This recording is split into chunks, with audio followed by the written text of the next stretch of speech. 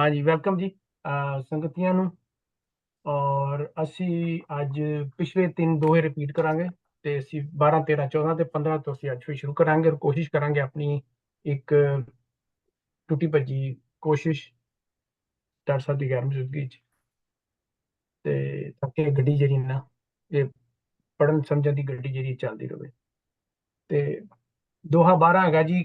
ਕਾਲੀ ਜਿਨੇ ਨਾ ਰਵਾਇਆ, ਕਾਲੀ ਜਿਨੇ ना रवाया धोनी रावे को, कर साई सईयों पड़िहड़ी रंग नवेला हो। पिरहड़ी पिरहड़ी पिरहड़ी ਇੱਥੇ ਇਹ ਪਿਰਹੜੀ ਲਿਖਿਆ। ਵੈਸੇ ਇਹਨੂੰ ਸਾਫ਼-ਸਾਫ਼ ਪੜੋ ਜਰਾ। ਇਹ ਥੋੜਾ ਜਿਹਾ ਨਾ ਇਹ ਹੈਗਾ ਕਿ ਫਰੀਦਾ ਕਾਲੀ ਜਿਨੀ ਨ ਰਾਵਿਆ ਤੌਲੀ ਰਾਵੇ ਕੋਏ ਕਰ ਸਾਈ ਸਿਉ ਪਿਰਹੜੀ ਰੰਗ ਨਵੇਲਾ ਹੋਏ। ਹਾਂ ਹੁਣ ਦੇਖੋ ਨਾ ਇੱਥੇ ਲਿਖਿਆ ਰਵਾਇਆ, ਤੁਸੀਂ ਕਹਿ ਰਹੇ ਹੋ ਰਾਵਿਆ। ਰਾਵਿਆ ਹਾਂ। ਤੇ ਕਿਉਂਕਿ ਤੁਹਾਡੇ ਸ਼ਾਹਮੁਖੀ ਦੇ ਵਿੱਚ ਫਿਰ ਹੁੰਦੀਆਂ ਨਹੀਂ ਨਾ ਉਹ ਅੰਤਰਾਂ ਤਾਂ ਦੂਸਰੀਆਂ ਚੀਜ਼ਾਂ। ਅਮਰ ਤੁਸੀਂ ਪੜ੍ਹ ਦਿਓ। ਚਲੋ ਅੱਛਾ ਮੈਂ ਪੜ੍ਹਦਾ, ਮੇਰੇ ਕੋਲ ਹੈਗੀ ਆ। ਹਾਂ ਸੋ 13 ਨੰਬਰ ਹੈਗਾ ਕਿ ਫਰੀਦਾ ਕਾਲੀ ਤੌਲੀ ਸਾਹਿਬ ਸਦਾ ਹੈ ਜੇ ਕੋ ਚਿਤ ਕਰੇ ਆਪਣਾ ਲਾਇਆ ਪਿਰਮ ਨ ਲਗਈ ਜੇ ਲੋਚੇ ਸਭ ਕੋਏ। ਇਹ ਪਿਰਮ ਪਿਆਲਾ ਖਸਮ ਕਾ ਜੈ ਪਾਵੇ ਤੈ ਦੇ। ਤੇ ਅੱਗੇ ਹੁਣ ਹੈਗਾ 14 ਨੰਬਰ ਜਿਹੜਾ ਕਿ ਲਾਸਟ ਅਸੀਂ ਪਿਛਲੀ ਵਾਰੀ ਪੜ੍ਹਿਆ ਸੀ। ਅਮਰਜੀਤ ਜੀ ਹਾਂਜੀ ਇਹ ਇੱਥੇ ਲਿਖਿਆ ਗੁਰੂ ਅਮਰਦਾਸ। ਹਾਂ ਇਹ ਗੁਰੂ ਅਮਰਦਾਸ ਨੇ ਲਿਖਿਆ ਸੀ। ਉਹਨਾਂ ਨੇ ਕਈ ਵਿੱਚ ਜਿੱਥੇ ਬਾਬਾ ਫਰੀਦ ਦੀ ਸਾਰੀ ਹੈਗੀ ਹੈ ਨਾ ਬਾਣੀ ਉਹਦੇ ਵਿੱਚ ਦਰਬਾਰ ਸਾਹਿਬ ਦੇ ਵਿੱਚ, ਸੋ ਉਹਦੇ ਵਿੱਚ ਉਹਨਾਂ ਨੇ ਕਈ ਚੀਜ਼ਾਂ ਕਲੈਰੀਫਾਈ ਕੀਤੀਆਂ ਨੇ so that people don't misinterpret Baba Farid. ਅੱਛਾ।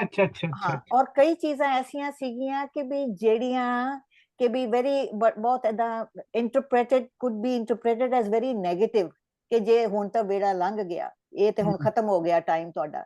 ਤੇ ਪਰ ਲੇਕਿਨ ਜਿਹੜੇ ਬਾਬਾ ਫਰੀਦ ਸਨ ਉਹਨਾਂ ਨੇ ਅਖੀਰੀਆਂ ਉਮਰਾਂ ਤੱਕ ਇਬਾਦਤ ਕੀਤੀ, ਉਹਨਾਂ ਨੇ ਅਖੀਰਲੀ ਉਮਰਾਂ ਤੱਕ ਕੋਸ਼ਿਸ਼ ਕੀਤੀ ਹੈ।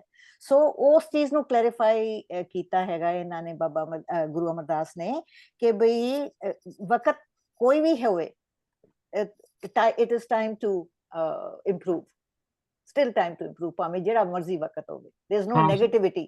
ਬਾਬਾ ਫਰੀਦ ਦੀ ਉਹਦੇ ਵਿੱਚ ਕੋਈ ਨੈਗੇਟਿਵਿਟੀ ਨਹੀਂ ਹੈਗੀ, ਉਹਨਾਂ ਨੇ ਉਹਨੂੰ ਸਿਰਫ ਕਲੈਰੀਫਾਈ ਕੀਤਾ। ਸੋ ਕਈ ਜਗ੍ਹਾ ਬਾਬਾ ਫਰੀਦ ਦੀ ਬਾਣੀ ਦੇ ਵਿੱਚ ਏਦਾਂ ਦੀ ਕਲੈਰੀਫਿਕੇਸ਼ਨਸ ਆਉਂਦੀਆਂ ਨੇ। ਅੱਛਾ। ਗੁਰੂ ਅਮਰਦਾਸ ਜਿਹੜੇ ਸਨ ਇਹ ਕਿੰਨੇ ਗੁਰੂ ਸਨ? ਇਹ ਤੀਸਰੇ ਸੀ ਮੇਰੇ ਕੋਲ। ਅੱਛਾ ਕੁੱਲ 9 ਸਨ ਕਿ 12 ਸਨ?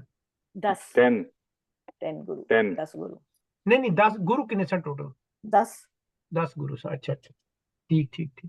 ਗੁਰੂ ਅਮਰਦਾਸ ਮੈਂ ਇਹ ਦੇਖਣਾ ਪੈਗਾ ਤੀਸਰੇ ਸੀ ਕਿ ਚੌਥੇ ਸੀ, ਮੇਰੇ ਕੋਲ ਚੌਥੇ ਸੀ। ਐਨੀਵੇਜ਼ ਸੋ 14 ਨੰਬਰ ਸਟੈਂਜ਼ਾ ਅਸੀਂ ਪੜ੍ਹਦੇ ਹਾਂ ਕਿ ਫਰੀਦਾ ਜਿਨ ਲੋਇਨ ਜਗ ਮੋਹਿਆ ਸੇ ਲੋਇਨ ਮੈਂ ਡਿਠ ਕੱਜਲ ਰੇਖ ਨ ਸਹਿੰਦਿਆਂ ਸੇ ਪੰਖੀ ਸੂਏ ਬਹਿਠ। ਯਾ ਤੀਜਾ ਹੀ ਸਨ ਨਾ? ਹਾਂਜੀ ਇੱਕ ਮਿੰਟ ਜਰਾ। ਅੱਛਾ ਇਹ ਸੀ ਲਾਸਟ ਜਿਹੜੇ ਸੀਗੇ ਨਾ। ਹੁਣ ਅਸੀਂ ਨੈਕਸਟ ਕਰਨਾ ਹੈਗਾ ਉਹ ਤੁਸੀਂ ਕਹਿੰਦੇ ਵੇਟ ਕਰੋ ਜ਼ਰਾ, ਵੇਟ ਕਰੋ। ਅੱਛਾ ਵੇਟ ਕਰ ਲਓ।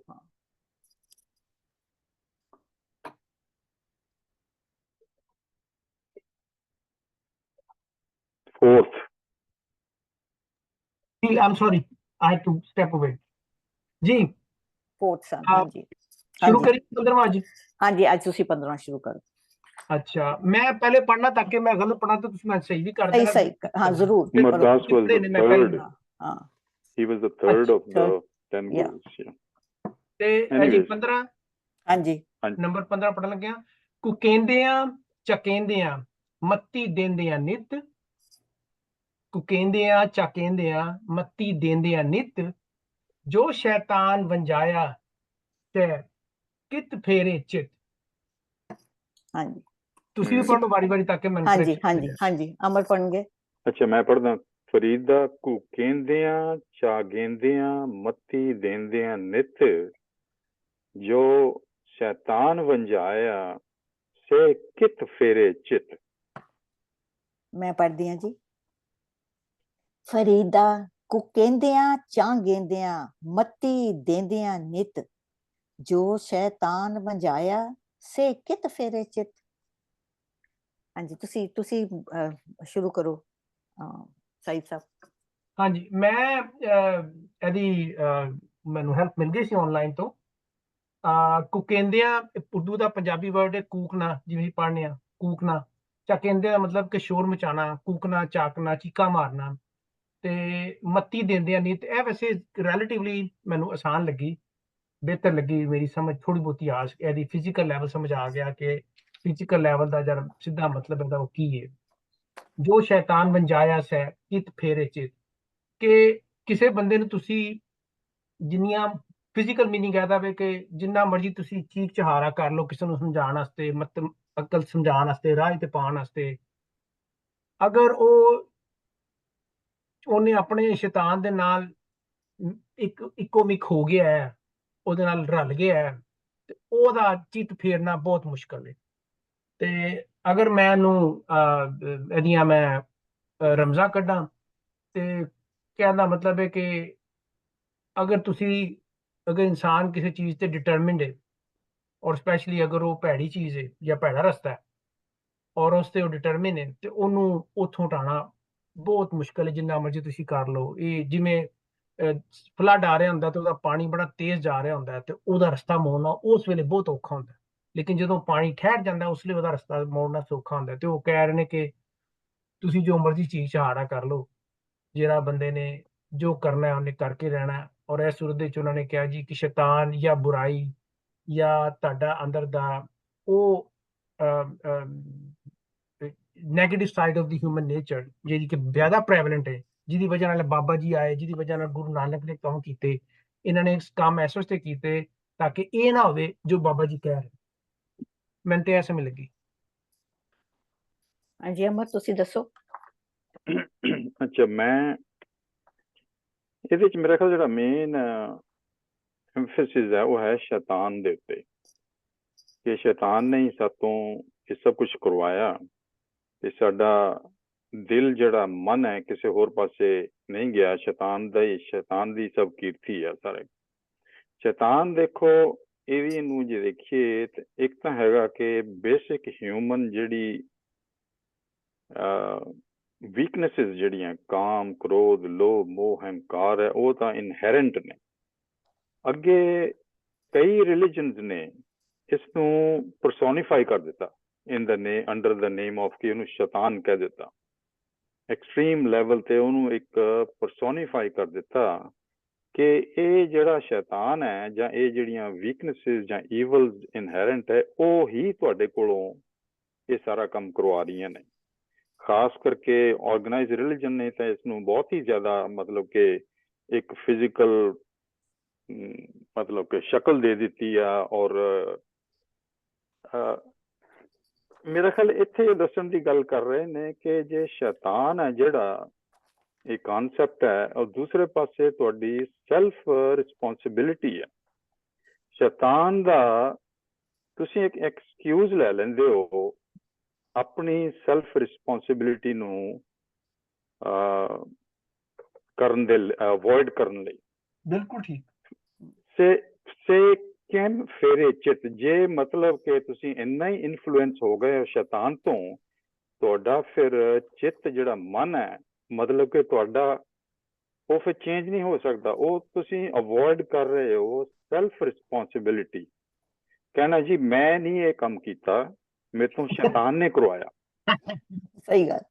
ਹਾਂ, ਕਿ ਤੁਸੀਂ ਇਹ ਆਪਣੀ ਸੈਲਫ ਜਿਹੜੀ ਆ ਰਿਸਪੌਂਸਿਬਿਲਿਟੀ ਔਰ ਉਹਦਾ ਜਿਹੜਾ ਇਲਾਜ ਹੈ ਉਹ ਸਿਰਫ ਸੈਲਫ ਰਿਅਲਾਈਜ਼ੇਸ਼ਨ, ਸੈਲਫ ਇਗਨੋਰੈਂਸ। ਜੇ ਤੁਸੀਂ ਇਨਲਾਈਟਨ ਨਹੀਂ ਹੋ ਗਏ, ਤੁਸੀਂ ਆਪਣੇ ਆਪ ਦੇ ਚਿੱਤ ਦੇ ਨਾਲ ਨਹੀਂ ਸੋਚੋਗੇ, ਫਿਰ ਤਾਂ ਸ਼ੈਤਾਨ ਤੁਹਾਡੇ ਕੋਲ ਇਹ ਕੰਮ ਕਰਾਏਗਾ ਹੀ ਕਰਾਏਗਾ। ਮਤਲਬ you are basically avoiding your self responsibility ਔਰ ਇਹ ਤਾਂ ਕਈ ਰਿਲੀਜਨ ਦੇ ਵਿੱਚ ਵੀ ਤੁਸੀਂ ਦੇਖੋ, ਮੇਰਾ ਖਿਆਲ ਕ੍ਰਿਸਚੀਅਨਿਟੀ ਵਿੱਚ ਹੈ, ਦੂਸਰਿਆਂ ਦੇ ਵਿੱਚ ਹੈ ਕਿ ਬੇਸਿਕ ਐਲੀਮੈਂਟ ਹੈ ਜੀ, ਬੇਸਿਕ ਐਲੀਮੈਂਟ। ਵੱਡੀ ਤੋਂ ਵੱਡੀ ਗਲਤੀ ਕਰਕੇ ਵੀ ਉਹ ਕਹਿਣਾ ਕਿ ਸ਼ੈਤਾਨ ਨੇ ਕਰਵਾਈ ਆ। ਔਰ ਹਾਂ ਔਰ ਰਿਲੀਜਨ ਬੇਸਿਕਲੀ ਇਹ ਕਹਿੰਦੇ ਹੁੰਦੇ ਆ ਕਿ ਉਹਨਾਂ ਨੇ, ਰਿਲੀਜਨ ਨੇ ਤੁਹਾਨੂੰ ਕਨਫੋਰਮ ਕਰਨਾ। ਉਹ ਕਹਿੰਦੇ ਚੱਲ ਠੀਕ ਹੈ, ਇਹ ਤੇਰੀ ਗਲਤੀ ਨਹੀਂ ਸੀ, ਇਹ ਸ਼ੈਤਾਨ ਦੀ ਗਲਤੀ ਹੈ। So you fall in line, you conform with the organisation. So ਮੇਰੇ ਖਿਆਲ ਇਹ ਐਕਸਕਿਊਜ਼ ਵੀ ਬਣਾ ਲੈਂਦੇ ਆ ਕਿ ਚਲੋ ਤੈਨੂੰ ਹੁਣ ਨਾ ਇੱਕ ਹੋਰ ਚਾਂਸ ਦੇ ਦਿੰਦੇ ਆ। You try to conform with the organization, with the organized religion ਕਹਿ ਲਓ ਜਾਂ corporation ਕਹਿ ਲਓ ਜਾਂ ਕੁਛ ਵੀ ਕਹਿ ਲਓ। ਸੋ ਮੇਰਾ ਖਿਆਲ ਹੈ ਇਹਨੂੰ ਤੁਸੀਂ ਇਸ ਤਰ੍ਹਾਂ ਦੇਖ ਕੇ ਜਿੰਨੀ ਦੇਰ ਲਈ ਤੁਹਾਨੂੰ ਆਪਣੀ ਰਿਸਪੌਂਸਿਬਿਲਿਟੀ ਜਿਹੜੀ ਕਿ ਤੁਹਾਨੂੰ ਨੌਲੇਜ ਦੇ ਨਾਲ ਆਉਣੀ ਆ ਉਹ ਤੁਸੀਂ ਨਹੀਂ ਲਈ, ਸ਼ੈਤਾਨ ਤੁਹਾਤੋਂ ਮਤਲਬ ਇਹੋ ਜਿਹੇ ਕੰਮ ਕਰਾਈ ਜਾਏਗਾ। ਮਿਹਰਬਾਨੀ। ਹਾਂਜੀ ਬਿਲਕੁਲ ਠੀਕ, ਵੈਰੀ ਗੁੱਡ।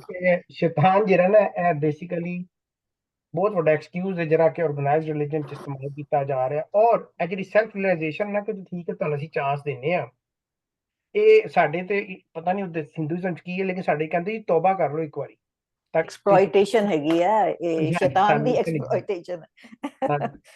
ਸੋ ਅੱਛਾ ਜੀ, ਸਾਡੇ ਵੈਸੇ ਦੇਖੋ ਇਹ ਜਿਹੜੇ ਈਸਟਰਨ ਰਿਲੀਜਨ ਜਿਹੜੇ ਹੈਗੇ ਨੇ ਹਿੰਦੂਇਜ਼ਮ ਦੇ ਵਿੱਚ, ਇਹ ਸ਼ੈਤਾਨ ਦਾ ਕਨਸੈਪਟ ਇੰਨਾ ਸਟਰੋਂਗ ਨਹੀਂ ਜਿੰਨਾ ਕਿ ਇਹਨਾਂ ਨੂੰ ਕਹਿਣ ਲੱਗੇ ਪਏ ਉਹ ਕਾਮ, ਕ੍ਰੋਧ, ਲੋਭ, ਮੋਹ, ਹੰਕਾਰ ਵਾਲੀਆਂ ਚੀਜ਼ਾਂ ਹੈਗੀਆਂ ਜਿਹੜੀਆਂ ਇਹੀ ਕੰਮ ਖਰਾਬ ਕਰਦੀਆਂ ਨੇ। ਸਿੱਖੀਜ਼ਮ ਤਾਂ ਬਿਲਕੁਲ ਹੀ ਹੈ ਨਹੀਂ ਇਹ ਕਨਸੈਪਟ। ਤੇ ਪਰ ਇਹ ਸ਼ੈਤਾਨ ਦਾ ਕਨਸੈਪਟ ਹੈ ਨਹੀਂ। ਸੋ ਐਨੀ ਹਾਊ, ਸੋ ਮੈਂ ਥੋੜੀ ਜਿਹੀ ਕੋਸ਼ਿਸ਼ ਕਰਦੀ ਹਾਂ, I might be repeating what everybody else said, ਪਰ ਚਲੋ ਥੋੜਾ ਜਿਹਾ ਮੈਂ ਇੱਕ ਸੈਕਿੰਡ ਲਈ ਲੈਣਾ ਚਾਹੁੰਦੀ ਹਾਂ। ਉਹ ਮੈਂ ਇਹ ਕਹਿਣਾ ਚਾਹੁੰਦੀ ਹਾਂ ਜੀ ਕਿ ਵੀ ਜਿਹੜੇ ਬਾਬਾ ਫਰੀਦ ਸਨ ਉਹ 11ਵੀਂ ਤੋਂ 12ਵੀਂ ਸਦੀ ਵਿੱਚ ਹੋਏ ਨੇ। ਸੋ ਅੱਜ ਅਸੀਂ ਅਨਇਕੁਇਵਕਲੀ ਇੰਟਰਪ੍ਰੇਟ ਨਹੀਂ ਕਰ ਸਕਦੇ ਕਿ ਨਹੀਂ ਉਹਨਾਂ ਦਾ ਐਗਜ਼ੈਕਟ ਮਤਲਬ ਇਹੀ ਸੀਗਾ। ਸੋ ਅਸੀਂ ਸਭ ਜਿਹੜੇ ਆ ਅਸੀਂ ਇੱਕ ਤਲਾਸ਼ ਵਿੱਚ ਹਾਂ ਆਪਣਾ ਆਪਣਾ ਰਸਤਾ ਲੱਭਣ ਲਈ। ਸੋ ਕਿਸੇ ਵੀ ਇੰਟਰਪ੍ਰੀਟੇਸ਼ਨ ਨੂੰ ਸਹੀ ਨਾ ਗਲਤ ਤੁਸੀਂ ਕਹਿ ਸਕਦੇ ਹੋ। ਸੋ ਤੁਸੀਂ ਇਹ ਕਹਿ ਸਕਦੇ ਹੋ ਕਿ ਅਸੀਂ ਪਹਿਲਾ ਸਟੈਪ ਲਿਆ ਹੈ ਵਿਚ ਇਜ਼ ਦੈਟ ਆਫ ਕਿਊਰੀਓਸਿਟੀ, ਕਿ ਆਖਿਰ ਪੰਜਾਬੀ ਦੇ ਸਭ ਤੋਂ ਪਹਿਲੇ ਮਹਾਨ ਸ਼ਾਇਰ ਨੇ ਆਖਿਰ ਕੀ ਕਹਿਣ ਦੀ ਕੋਸ਼ਿਸ਼ ਕੀਤੀ ਹੈ। ਸੋ ਆਪਣੀ ਸਮਝ ਦੇ ਅਨੁਸਾਰ ਅਸੀਂ ਕੋਸ਼ਿਸ਼ ਕਰਦੇ ਪਏ ਹਾਂ। ਸੋ ਇਹ ਮੈਂ ਥੋੜੀ ਜਿਹੀ ਕਲੈਰੀਫਿਕੇਸ਼ਨ ਦੱਸਣ ਦੀ ਕੋਸ਼ਿਸ਼ ਕਰਦੀ ਸੀਗੀ। ਹਾਂਜੀ, ਸੋ ਇੱਥੇ ਇਸ ਉਹਦੇ ਚ ਕਹਿੰਦੇ ਨੇ, ਫਰੀਦ ਜੀ ਕਹਿੰਦੇ ਨੇ ਮੈਂ ਲੋਕਾਂ ਦਾ ਪਤਨ ਵੇਖ ਕੇ, ਜਿਹੜੀ ਲੋਕਾਂ ਦਾ ਪਤਨ ਹੋਇਆ ਉਹ ਵੇਖ ਕੇ ਮੈਨੂੰ ਤਕਲੀਫ ਹੁੰਦੀ ਹੈ ਤੇ ਮੈਂ ਜ਼ੋਰ ਜ਼ੋਰ ਦੀ ਆਵਾਜ਼ ਦੇ ਕੇ ਜਗ੍ਹਾ ਜਗ੍ਹਾ ਜਾ ਕੇ ਉਹਨਾਂ ਨੂੰ ਸਮਝਾਉਣ ਦੀ ਕੋਸ਼ਿਸ਼ ਕਰਨਾ ਵਾ, ਚੰਗੀ ਮਤ ਦੇਣ ਦੀ ਕੋਸ਼ਿਸ਼ ਕਰਦਾ, ਅੰਤ ਹੋਣ ਵਾਲੀ ਚੀਜ਼ ਦਾ ਮੋਹ ਛੱਡ ਕੇ ਅਨੰਤ ਵੱਲ ਤੁਰੋ। ਇਹ ਤੇ ਅੰਤ ਜਿਹੜੀ ਅਸੀਂ ਇਹ ਦੁਨਿਆਵੀ ਇਹ ਦੁਨੀਆ ਅਸੀਂ ਜਿਹਦੇ ਚ ਹੁਣ ਅਸੀਂ ਵਸ ਰਹੇ ਹਾਂ, ਇਹ ਤੇ ਅੰਤ ਹੈਗਾ ਨਾ, ਇਹਦਾ ਤੇ ਅੰਤ ਹੋ ਜਾਣਾ। ਸਾਨੂੰ ਅਨੰਤ ਦਾ ਸੋਚਣਾ ਚਾਹੀਦਾ। ਲੇਕਿਨ ਉਹ ਤਾਂ ਸ਼ੈਤਾਨ ਦੇ ਪਿੱਛੇ ਲੱਗ ਟੁਰੇ ਨੇ। ਉਹ ਜਿੱਦਾਂ ਅਮਰ ਨੇ ਵੀ ਆਖਿਆ ਕਿ ਸੈਲਫ ਰਿਸਪੌਂਸਿਬਿਲਿਟੀ ਤੋਂ ਭੱਜ ਰਹੇ ਨੇ।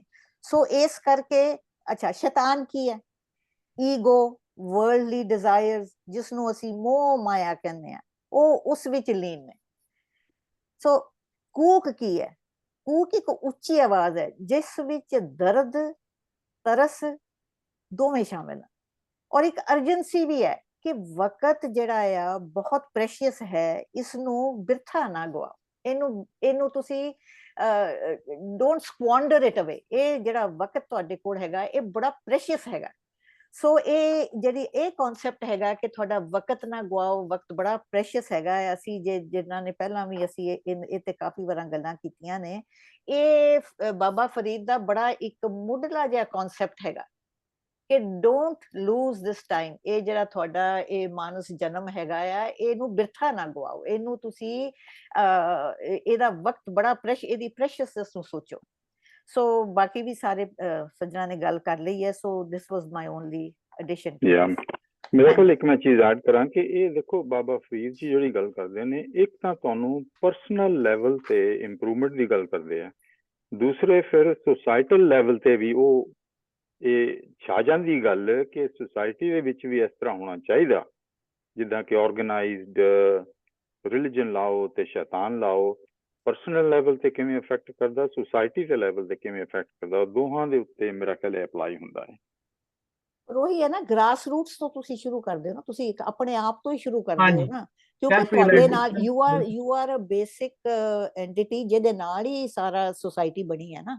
ਬਿਲਕੁਲ So ਬਿਲਕੁਲ ਸਹੀ। everybody has to be responsible on their own basic level, ਆਪਣੇ ਤੌਰ ਤੇ ਤੁਹਾਨੂੰ ਕਰਨਾ ਪੈਂਦਾ ਹੈ, ਕਿਉਂਕਿ society is just a mirror of you. ਬੀਬਾ ਜੀ ਨੇ ਗੱਲ ਕੀਤੀ ਨਾ ਕਿ ਬਈ ਇਹ ਦੁਨੀਆ, ਇਹ ਜ਼ਿੰਦਗੀ, ਇਹਨੂੰ ਬੜਾ ਸੋਚ ਸਮਝ ਕੇ ਚੱਲਣਾ ਚਾਹੀਦਾ ਹੈ, ਇੱਕੋ ਵਾਰੀ ਮਿਲਣੀ ਹੈ। ਉਹਦੇ ਚ ਸ਼ਾਹ ਹੁਸੈਨ ਨੇ ਵੀ ਬਿਲਕੁਲ ਇਹੀ ਫਿਲਾਸਫੀ ਨੂੰ ਨਾ ਰਿਫਲੈਕਟ ਕੀਤਾ ਜਿਹੜੀ ਬਾਬਾ ਜੀ ਨੇ ਕੀਤੀ ਹੈ। ਉਹਦੇ 3 ਸ਼ੇਰ ਮੈਨੂੰ ਯਾਦ ਨੇ। ਅਸਾਂ ਵਤਨਾ ਦੁਨੀਆ ਆਵਨਾ, ਅਸਾਂ ਵਤਨਾ ਦੁਨੀਆ ਆਵਨਾ, ਪੇਕੜੇ ਹੁਣ 4 ਦਿਹਾੜੇ, ਅੰਤ ਸੋਰੇ ਜਾਵਨਾ। ਤੇ ਉਹ ਬਾਰ-ਬਾਰ ਤੁਹਾਨੂੰ ਕਹਿ ਰਹੇ ਤੇ ਅੱਛਾ ਅਲਟੀਮੇਟਲੀ ਮੈਨੂੰ ਤੁਸੀਂ ਚਲਾ ਜਾਣਾ ਇੱਥੋਂ, ਹਾਂ ਤੇ ਇਹਨੂੰ ਧਿਆਨ ਨਾਲ ਲਗਾਓ ਤੁਸੀਂ। ਤੇ ਬਾਬਾ ਜੀ ਦੀ ਸੋਚ ਰਿਫਲੈਕਟ ਹੋ ਰਹੀ ਹੈ, ਔਰ ਕਿਉਂਕਿ ਇਹ ਬੇਸ, ਇਹ ਫਾਊਂਡੇਸ਼ਨ ਦੇ ਗਏ ਸਨ ਉਹ ਫਲਸਫੇ ਦੀ, ਤੇ ਉਹ ਫਲਸਫਾ ਇੰਪਰੂਵ ਹੁੰਦਾ ਰਿਹਾ, ਲੇਕਿਨ ਉਹਦੀ ਜਿਹੜੀ ਐਸੈਂਸ ਹੈ ਨਾ ਬੀਬਾ ਜੀ ਤੇ ਅਮਰ ਜੀ ਦੀ, ਉਹ ਮੈਂ ਦੇਖ ਰਿਹਾ ਐਸੈਂਸ ਬਿਲਕੁਲ ਉਹਦੀ ਚੱਲਦੀ ਪਈ ਹੈ, ਉਹ ਇਟਰਨਲ ਹੈ, ਉਹ ਨਹੀਂ ਚੇਂਜ ਹੋ ਸਕਦੀ, ਹੈ ਨਾ, ਬਿਲਕੁਲ ਹੈ ਨਾ। ਮਤਲਬ ਉਹ ਹਰ ਤਾਂ ਬੰਦਾ ਹੁਣ ਆਪਣੇ ਤਰੀਕੇ ਨਾਲ ਨਹੀਂ ਬਿਆਨ ਹੈ ਨਾ, ਕਰਦਾ, ਉਹ ਤੇ ਲੇਕਿਨ ਐਸੈਂਸ ਉਹੀ ਹੈ।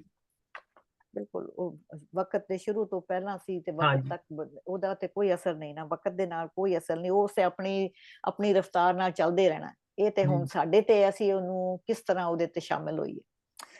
ਸੋ ਦੇਖੋ 12ਵੀਂ ਸਦੀ ਦੀਆਂ ਗੱਲਾਂ ਜਿਹੜੀਆਂ ਨੇ ਬਾਬਾ ਫਰੀਦ ਜੀ ਨੇ ਲਿਖੀਆਂ, 12ਵੀਂ ਸਦੀ ਦੀਆਂ ਅੱਜ ਤੱਕ ਅਪਲਾਈ ਹੁੰਦੀਆਂ ਨੇ, ਉਹੀ ਮਸਲੇ ਤਾਂ ਉਹੀ ਹੈ। ਹਾਂਜੀ ਬੇਸਿਕ ਮਸਲੇ ਤੇ ਇਨਸਾਨ ਦੇ ਉਹੀ ਨੇ ਜੋ ਪਹਿਲੇ ਦਿਨ ਤੋਂ ਸਨ। ਜੇ ਸਮਝ ਜੇ ਉਹਨਾਂ ਦੀ ਗੱਲ ਹੋ ਰਹੀ ਹੈ, ਔਰ ਉਹੀ ਮਸਲੇ ਜਿਹੜੇ ਨੇ ਗੌਰ ਤਲਬ ਨੇ ਔਰ ਹੱਲ ਤਲਬ ਨੇ। ਅੱਛਾ ਮੈਨੂੰ ਇੱਕ ਹੋਰ ਗੱਲ ਸੀਗੀ, ਇੱਕ ਹੂਕ ਹੁੰਦੀ ਆ ਤੇ ਇੱਕ ਕੂਕ ਹੁੰਦੀ ਹੈ, ਜਿਹੜੀ ਆਈ ਥਿੰਕ ਜਿੱਥੋਂ ਤੱਕ ਮੈਂ ਸਮਝ ਸਕੀ ਹਾਂ, ਮੇਬੀ ਆਈ ਐਮ ਰੋਂਗ, ਤੇ ਜਿਹੜੇ ਸਾਡੇ ਸੁਣਨ ਵਾਲੇ ਨੇ maybe they can write a note on it if they have a better interpretation. ਇੱਕ ਜਿਹੜੀ ਹੂਕ ਹੁੰਦੀ ਆ ਉਹ ਤੁਹਾਡੀ ਆਪਣੀ ਤਕਲੀਫ ਦੀ ਆਹ ਹੁੰਦੀ ਹੈ, ਜਿਹੜੀ ਤੁਹਾਡੇ ਆਪਣੀ ਤਕਲੀਫ, ਤੇ ਜਿਹੜੀ ਇੱਕ ਕੂਕ ਹੁੰਦੀ ਹੈ ਜਿਹੜੀ ਉੱਚੀ ਆਵਾਜ਼ ਨਾਲ, ਉਹ ਮੈਨੂੰ ਲੱਗਦਾ ਹੈ ਕਿ ਵੀ ਦੂਜੇ ਦੀ ਤਕਲੀਫ ਵੇਖ ਕੇ, ਦੂਜੇ ਦਾ ਪਤਨ ਵੇਖ ਕੇ, when you are inspired to improve that person, ਔਰ ਉਹਦੀ ਤੁਸੀਂ ਉਹਨੂੰ ਠੀਕ ਕਰਨਾ ਕਹਿੰਦੇ, ਤੇ ਉਹ ਮੇਰੇ ਖਿਆਲ ਚ ਕੂਕ ਹੁੰਦੀ ਹੈ, ਜਿਹੜੀ ਇੱਕ ਅਰਜੈਂਟ ਬੜੀ ਹੁੰਦੀ ਹੈ, ਜਿਹੜੀ ਕਿ ਵੀ ਅਰਜੈਂਸੀ ਆਫ ਦਾ ਟਾਈਮ, ਜਿਹੜਾ ਕਿ ਬਾਬਾ ਫਰੀਦ ਬਾਰ-ਬਾਰ ਕਹਿੰਦੇ, ਇਹ ਹਰ ਤੁਸੀਂ ਜਿਹੜਾ ਅਸੀਂ ਪਿੱਛੇ ਵੀ ਪੜ੍ਹਦੇ ਆਏ ਆ, ਕਰਦੇ ਆਏ ਆ, ਇਹ ਜਿਹੜੀ ਅਰਜੈਂਸੀ ਆਫ ਟਾਈਮ ਹੈ ਨਾ, you will see in all his writings, I think. So अच्छा आगे चलिए। नुसरत फतेह अली खान ने ना पिछे एक पंजाबी गजल पढ़ी है, गाई, बड़ी मशहूर है, ਉਹਦੇ ਚ ਉਹਨੇ ਫਰਕ ਬਿਆਨ ਕਰਨ ਦੀ ਕੋਸ਼ਿਸ਼ ਕੀਤੀ ਹੈ ਹੂਕ ਦੀ ਤੇ ਕੂਕ ਦੀ। ਤੁਸੀਂ ਸੁਣੀ ਜ਼ਰੂਰ ਹੋਣੀ ਹੈ, ਲੇਕਿਨ ਮੈਂ ਤੁਹਾਨੂੰ 2 ਸ਼ੇਰ ਸੁਣਾ ਦਿੰਦਾ, ਬੜੀ ਖੂਬਸੂਰਤ ਗਾਈ ਉਹਨੇ। ਸੁਣ ਚਰਖੇ ਦੀ ਮਿੱਠੀ ਮਿੱਠੀ ਕੂਕ, ਮਾਇਆ ਮੈਨੂੰ ਯਾਦ ਆਵੰਦਾ। ਅੱਛਾ ਉਹ ਕੂਕ ਹੈ, ਅਮਨ ਮੈਨੂੰ ਦੱਸਦੇ ਪਏ ਸੀ, ਉਹ ਕੂਕ ਹੁੰਦੀ ਹੈ, ਉਹ ਹਾਂਜੀ ਕੂਕ ਨਹੀਂ ਹੈ। ਦੈਟ ਸੀ ਉਹ ਸੁਣ ਚਰਖੇ ਦੀ ਮਿੱਠੀ ਮਿੱਠੀ ਮਿੱਠੀ, ਮਿੱਠੀ, ਉਹ ਕੂਕ ਹੈ। ਹਾਂਜੀ ਹਾਂਜੀ ਇਹ ਕੂਕ ਹੈ। ਸੀ देयर इज ਹੂਕ, ਕੂਕ, ਕੂਕ, ਇਹ 3 ਅਲੱਗ-ਅਲੱਗ ਲਫ਼ਜ਼ ਨੇ।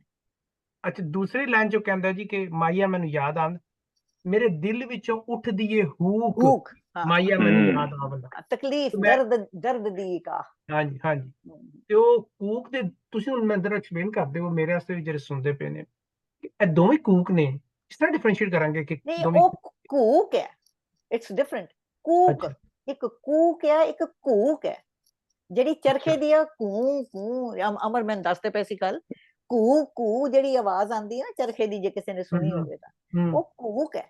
ਤੁਸੀਂ ਚਰਖਾ ਜਦੋਂ ਕੱਤਦੀਆਂ ਨੇ ਲੇਡੀਜ਼, ਪੁਰਾਣੇ ਜ਼ਮਾਨੇ ਵਿੱਚ ਚਰਖਾ ਕੱਤਦੀਆਂ ਸੀ, ਰਾਤ ਦੇ ਵਿੱਚ ਇਕੱਠੀਆਂ ਹੋ ਕੇ ਤ੍ਰਿੰਜਣ ਦੇ ਵਿੱਚ ਬੈਠ ਕੇ ਤੇ ਚਰਖਾ ਕੱਤਦੀਆਂ ਸੀਗੀਆਂ, ਔਰ ਉਹਦੇ ਵਿੱਚ ਜਦੋਂ ਚਰਖੇ ਚੱਲਦੇ ਨੇ, ਉਹਦੇ 'ਚ ਉਹ ਜਦੋਂ ਪੂਣੀ ਦੇ ਵਿੱਚੋਂ ਉਹ ਤੰਦ ਨਿਕਲਦੀ ਆ ਤੇ ਉਹ ਲਪੇਟੀ ਜਾਂਦੀ ਹੈ, ਪਹਿਲਾਂ ਉਹਦੇ ਉੱਤੇ ਵੱਟ ਚੜ੍ਹਦੀ, ਦੈਨ ਉਹਦੇ ਉੱਤੇ ਲਪੇਟੀ ਜਾਂਦੀ ਹੈ ਤੱਕ, ਇਸ ਤਰ੍ਹਾਂ ਇੱਕ ਕੂਕ ਆਉਂਦੀ ਆ ਕੰਟੀਨਿਊ।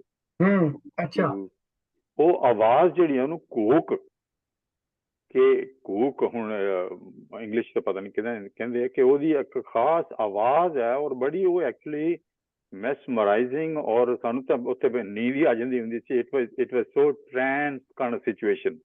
अच्छा अच्छा अच्छा ਅੱਛਾ ਜੇ ਸਪੈਲਿੰਗ ਤੁਸੀਂ ਦੇਖੋ ਤਾਂ ਖੈਰ English you can't spell it but let's put it that way ਹੂਕ ਜੇ ਆਖੋ ਤਾਂ HOOK ਠੀਕ ਹੈ। जी ਕੂਕ ਜਿਹੜੀ ਆ ਉਹ GHOOK ਸਮਝੋ ਕੂਕ ਸਮਝੇ ਨਾ। जी ਹਾਂ जी ਉਹਦੇ ਚ जी ਹਾ ਦੀ ਆਵਾਜ਼ ਆਉਂਦੀ ਕੂਕ ਤੇ ਇਹ ਜਿਹੜੇ ਕਹਿ ਰਹੇ ਨੇ ਇਹ ਕਹਿ ਰਹੇ ਨੇ ਕੂਕ KOOK ਕੂਕ अच्छा ਕੂਕ ਕੂਕ ਇਹ अच्छा अच्छा ਇਹਦੇ ਚ कूक ਹਾਂ कूक ਸੇ कूक ते ਮੇ ਬੀ गूक ਹਾਂ ਸੋ ਕਿਸੇ ਹੋਰ ਨੇ ਕੋਈ ਜੇ ਸਾਨੂੰ ਕੋਈ ਸਲਾਹ ਦੇਣੀ ਹੋਵੇ ਕੂਕ ਦੀ ਤੇ ਦੇ ਸਕਦੇ ਨੇ ਉਹ ਸੋ ਕੂਕ ਚਲੋ ਹੈ ਨਾ ਜਿਸ ਤਰ੍ਹਾਂ ਹਾਂ ਆਪਣੇ ਨੇਚਰ ਦੇ ਵਿੱਚ ਕੋਇਲਾਂ ਕੂਕਦੀਆਂ ਨੇ, ਉਹਨਾਂ ਦੀ हाँ जी ਆਵਾਜ਼ ਜਿਹੜੀ ਆਉਂਦੀ ਨਾ ਉਹ ਕੂਕਣ ਦੀ ਆਵਾਜ਼ ਆ, ਬੁਲਾਣਾ ਕਿਸੇ ਨੂੰ। ਇੱਕ yearning हाँ जी ਹਾਂ बिल्कुल ठीक yearning for the partner maybe ਹਾਂ, ਉਹ ਕਿਸੇ ਹਾਂ ਇੱਥੇ ਤੇ ਹੁਣ ਤੁਹਾਡੇ ਸਾਈਂ ਦੀ ਹੈਗੀ ਹੈ ਨਾ yearning। ਹਾਂਜੀ ਅੱਗੇ ਚੱਲੀਏ जी मैं 16 पढ़ना फिर तुसी मैनू ਜੀ। repeat ਹਾਂ ਹਾਂ ਤੁਸੀਂ ਪੜਿਆ ਕਰੋ ਪਹਿਲਾਂ। नंबर 16 जी थियो पवाही दब जे साईं लोड़ी सब थियो पवाही दब फरीदा थियो पवाही दब जे साईं लोड़ी सब एक छिजे बिया लताड़िए ता साईं दे दर वाड़िए। ਇਹ ਔਖੀ ਮਨ ਲੱਗੀ ਇਹਦੇ ਵਾਸਤੇ ਮੈਂ ਬਿਲਕੁਲ ਤੁਹਾਡੇ ਪਿੱਛੇ ਹਾਂਜੀ ਚੱਲਾਂ। ਹਾਂਜੀ ਅਮਰ ਬੋਲੋਗੇ। ਹਾਂਜੀ ਮੈਂ ਪੜ੍ਹ ਦਿੰਦਾ ਜੀ। ਸਾਡੇ ਵੈਸੇ ਸਾਰੇ ਸ਼ੇਰਾਂ ਦੇ ਅੱਗੇ ਨਾ ਗ੍ਰੰਥ ਸਾਹਿਬ ਦੇ ਵਿੱਚ ਫਰੀਦਾ ਹੀ ਲਿਖਿਆ ਹੁੰਦਾ, ਸੋ ਮੈਂ ਉਸੇ ਤਰ੍ਹਾਂ ਪੜ੍ਹਦਾ ਜਿਸ ਤਰ੍ਹਾਂ ਇੱਥੇ ਲਿਖਿਆ ਹੈ। ਫਰੀਦਾ ਥੀਓ ਪਵਾਹੀ ਦਬ ਜੇ ਸਾਈਂ ਲੋੜੇ ਸਭ ਇੱਕ ਛਿਜੇ ਬੀਆ ਲਤਾੜੀਏ ਤਾਂ ਸਾਈਂ ਦੇ ਦਰ ਵਾੜੀਏ। ਹਾਂਜੀ ਮੈਂ ਪੜ੍ਹ ਦਿੰਦੀ ਹਾਂ ਜੀ।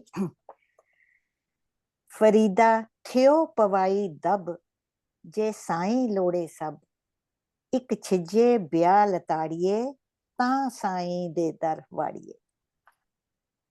ਹਾਂਜੀ ਸਹੀ ਸਾਹਿਬ ਜੀ ਜੀ ਬੋਲੋ ਜੀ। ਹਾਂਜੀ ਮੈਂ ਪੜ੍ਹ ਲਿਆ, ਸ਼ੁਰੂ ਕਰੋ ਨਹੀਂ ਤੁਸੀਂ। ਤੁਸੀਂ ਇੰਟਰਪ੍ਰੀਟੇਸ਼ਨ ਆਪਣੀ ਦੱਸੋ ਨਾ। ਨਹੀਂ ਐ ਤੇ ਮੈਂ ਥੋੜਾ ਜਿਹਾ ਕੰਫਿਊਜ਼ ਹਾਂ ਚਲੋ ਲੈਂਗੁਏਜ ਠੀਕ ਹੈ ਠੀਕ ਹੈ ਠੀਕ ਹੈ। ਤੁਸੀਂ ਦੱਸੋ ਬੀਬਾ ਜੀ। ਹਾਂਜੀ ਮੈਂ ਬੋਲਦੀ ਹਾਂ ਜੀ। ਅੱਛਾ ਜੀ ਜਿਹੜੀ ਦੱਬ ਆ ਇੱਕ ਘਾਹ ਦੀ ਕਿਸਮ ਹੈ ਜੋ ਦਰਿਆਵਾਂ ਦੇ ਕੰਢੇ ਹੁੰਦਾ ਹੈ।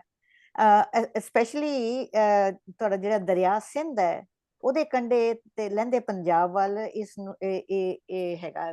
ਤੁਸੀਂ ਪਤਾ ਨਹੀਂ ਦੇਖਿਆ ਹੋਣਾ ਸਾਈਦ ਸਾਹਿਬ ਆਈ ਡੋਂਟ ਨੋ ਉੱਥੇ ਜ਼ਿਆਦਾ ਹੁੰਦਾ ਹੈ। ਅੱਛਾ ਇਸ ਤੋਂ ਚਟਾਈਆਂ ਤੇ ਪਾਏਦਾਨ ਵਗੈਰਾ ਬਣਦੇ ਹਨ।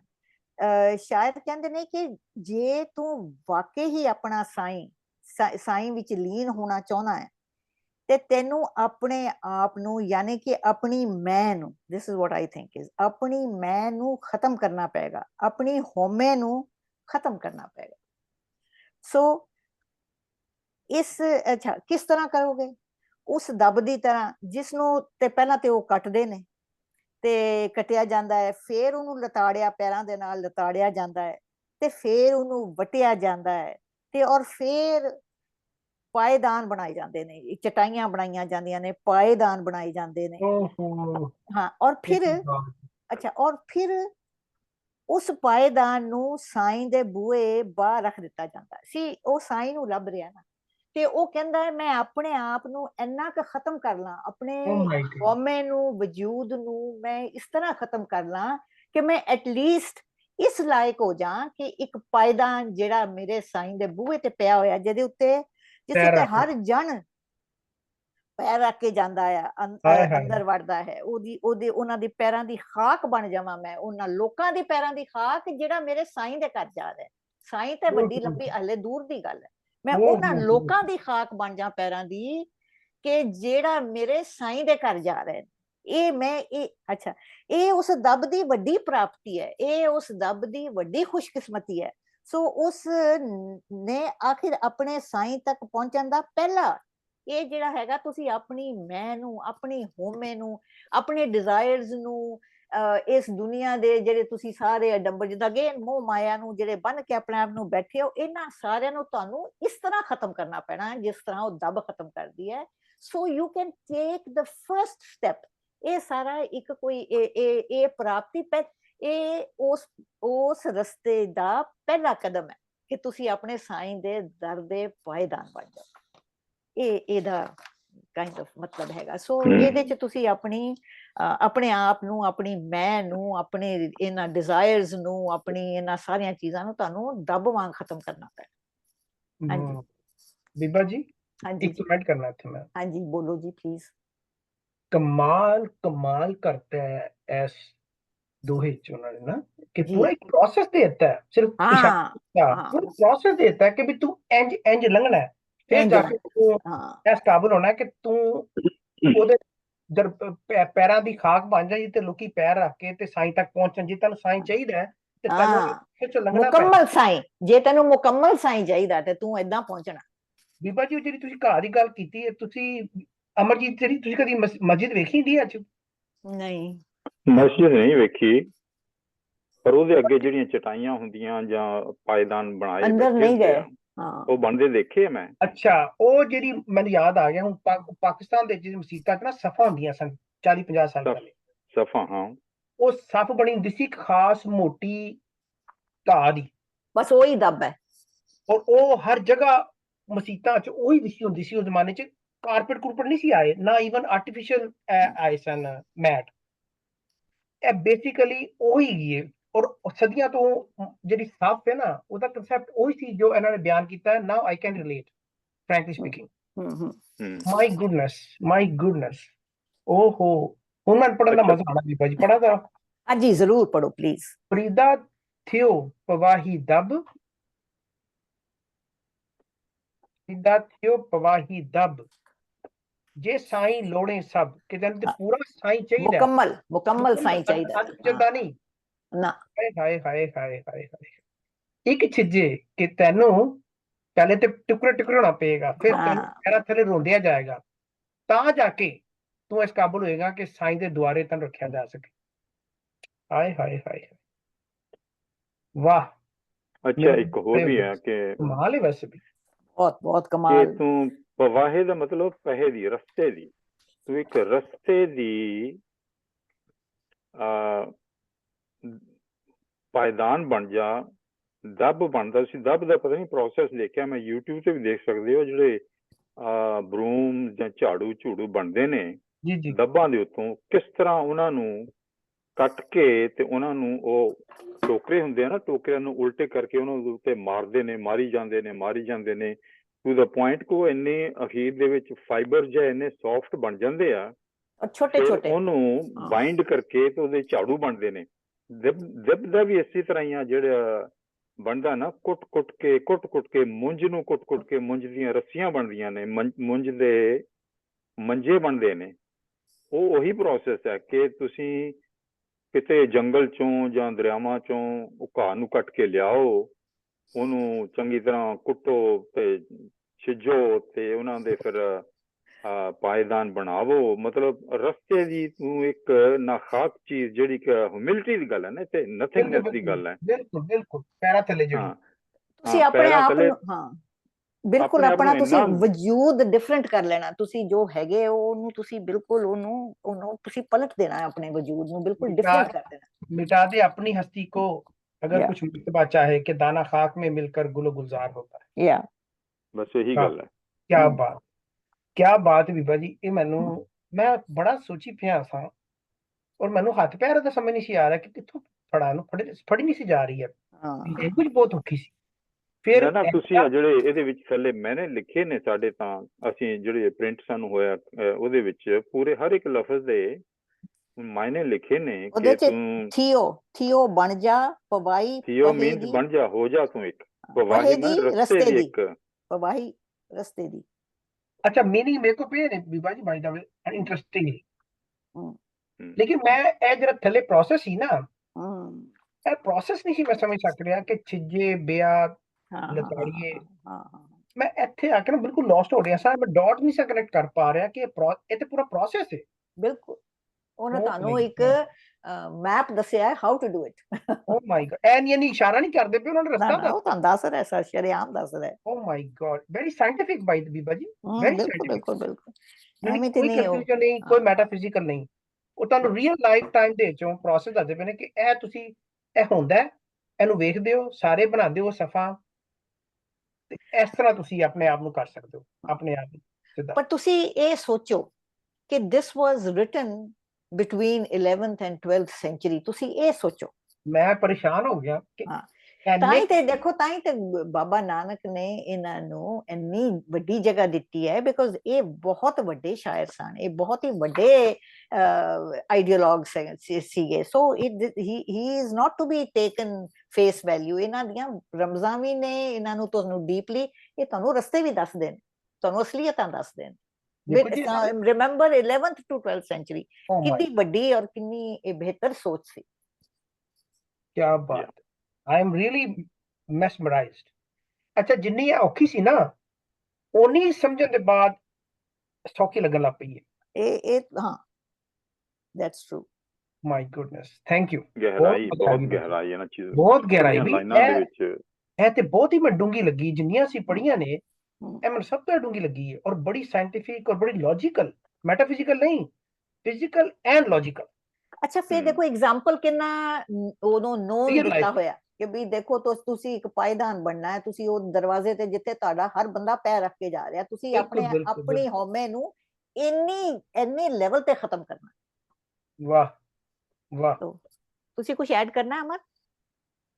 ਨਹੀਂ, ਮੇਰਾ ਖਿਆਲ ਹੈ ਬਹੁਤ ਵਧੀਆ ਡਿਸਕਸ਼ਨ ਹੋ ਰਹੀ ਆ, ਔਰ ਬਹੁਤ ਹੀ ਇਹ ਵਧੀਆ ਆਪਣੇ ਵਧੀਆ ਦੌਰਾ ਹੈਗਾ ਇਸ ਵੇਲੇ। ਵਾਹ। ਹਾਂਜੀ, ਅੱਗੇ ਪੜੋ ਫਿਰ ਸਈਦ ਸਾਹਿਬ। ਹਾਂਜੀ, 17ਵਾਂ ਪੜ੍ਹਨੇ ਆ ਅੱਜ। ਅਸੀਂ ਕੋਸ਼ਿਸ਼ ਕਰਾਂਗੇ ਤਿੰਨ ਪੜ੍ਹ ਲਈ ਅੱਜ ਨਾ। We can go all the way to ਚਲੋ ਵਾਟਐਵਰ। ਕਿ ਫਰੀਦਾ ਥਿਓ ਪਵਾਈ ਦਾ। ਅੱਛਾ, ਇਹ ਤੇ ਹੋ ਗਿਆ ਨਾ, ਖਾਕ ਨਾ ਨਿੰਦੀਏ, ਰਾਈਟ। ਸੋ ਅਗਲਾ ਹੈਗਾ, ਆਸਾਨ ਹੈ, ਇਹ ਮੈਨੂੰ ਬੜਾ ਪਸੰਦ ਹੈ, ਮੈਨੂੰ ਜ਼ੁਬਾਨੀ ਯਾਦ ਹੈ ਬੜੀ ਬਚਪਨ ਤੋਂ ਨਾ। ਇਹ 18 ਤੱਕ ਪੜ੍ਹ ਲੈਣੇ ਅੱਜ। ਠੀਕ ਹੈ, ਇਹ ਮੈਂ ਸਾਰਾ ਪੜ੍ਹਨਾ, ਮੈਨੂੰ ਬੜਾ ਪਸੰਦ ਹੈ। ਮੇਰੇ ਜ਼ਰੂਰ ਪੜੋ ਪਲੀਜ਼, ਜ਼ਰੂਰ ਬਹੁਤ ਪੜੋ। ਨੇੜੇ ਮੇਰੇ ਨਾ, ਬਹੁਤ ਨੇੜੇ, ਬੜਾ ਸੌਖਾ ਵੀ ਹੈ ਔਰ ਫਿਰ ਬੜਾ ਹੀ practical. O my god. Farida number 17 ਜੀ। ਫਰੀਦਾ ਖਾਕ ਨਾ ਨਿੰਦੀਏ, ਫਰੀਦਾ ਖਾਕ ਨਾ ਨਿੰਦੀਏ, ਖਾਕੋ ਜੇੜ ਨਾ ਕੋਏ, ਜਿਉਂਦਿਆਂ ਪੈਰਾਂ ਤਲੇ, ਮੋਇਆ ਉੱਪਰ ਹੋਏ। ਵਾਹ। ਮੈਂ ਪੜ੍ਹ ਲੈਣੀ ਹਾਂ ਜੀ। ਫਰੀਦਾ ਖਾਕ ਨਾ ਨਿੰਦੀਏ, ਖਾਕੂ ਜੇੜ ਨਾ ਕੋਏ, ਜੀਵਦਿਆਂ ਪੈਰਾਂ ਤਲੇ, ਮੋਇਆ ਉੱਪਰ ਹੋਏ। ਅੱਛਾ, ਮੈਂ ਪੜ੍ਹਦਾ ਜੀ ਕਿ ਫਰੀਦਾ ਖਾਕ ਨਾ ਨਿੰਦੀਏ, ਖਾਕੂ ਜੇੜ ਨਾ ਕੋਏ, ਜੀਵਦਿਆਂ ਪੈਰਾਂ ਤਲੇ, ਮੋਇਆ ਉੱਪਰ ਹੋਏ। ਹਾਂਜੀ, ਬੋਲੋਗੇ ਸਈਦ ਸਾਹਿਬ? ਜੀ, ਮੈਂ ਕੋਸ਼ਿਸ਼ ਕਰਨਾ। ਇਹ ਅਗੇਨ ਉਹੀ ਸਟ੍ਰੈਂਡ ਹੈ, ਉਹੀ ਥਾਟ ਹੈ, ਉਹੀ ਫਿਲਾਸਫੀ ਹੈ, ਔਰ ਉਹੀ ਉਹਨਾਂ ਦਾ ਇੱਕ ਮੈਸੇਜ ਹੈ ਕਿ ਫਰੀਦਾ ਖਾਕ ਨਾ ਨਿੰਦੀਏ, ਕਿ ਤੁਸੀਂ, ਮੇਰੇ ਖਿਆਲ ਚ ਇਹਦਾ ਮਤਲਬ ਇਹ ਕਹਿ ਰਹੇ ਨੇ ਕਿ ਇਨਸਾਨ ਖਾਕ ਤੋਂ ਬਣਿਆ, ਠੀਕ ਹੈ ਨਾ।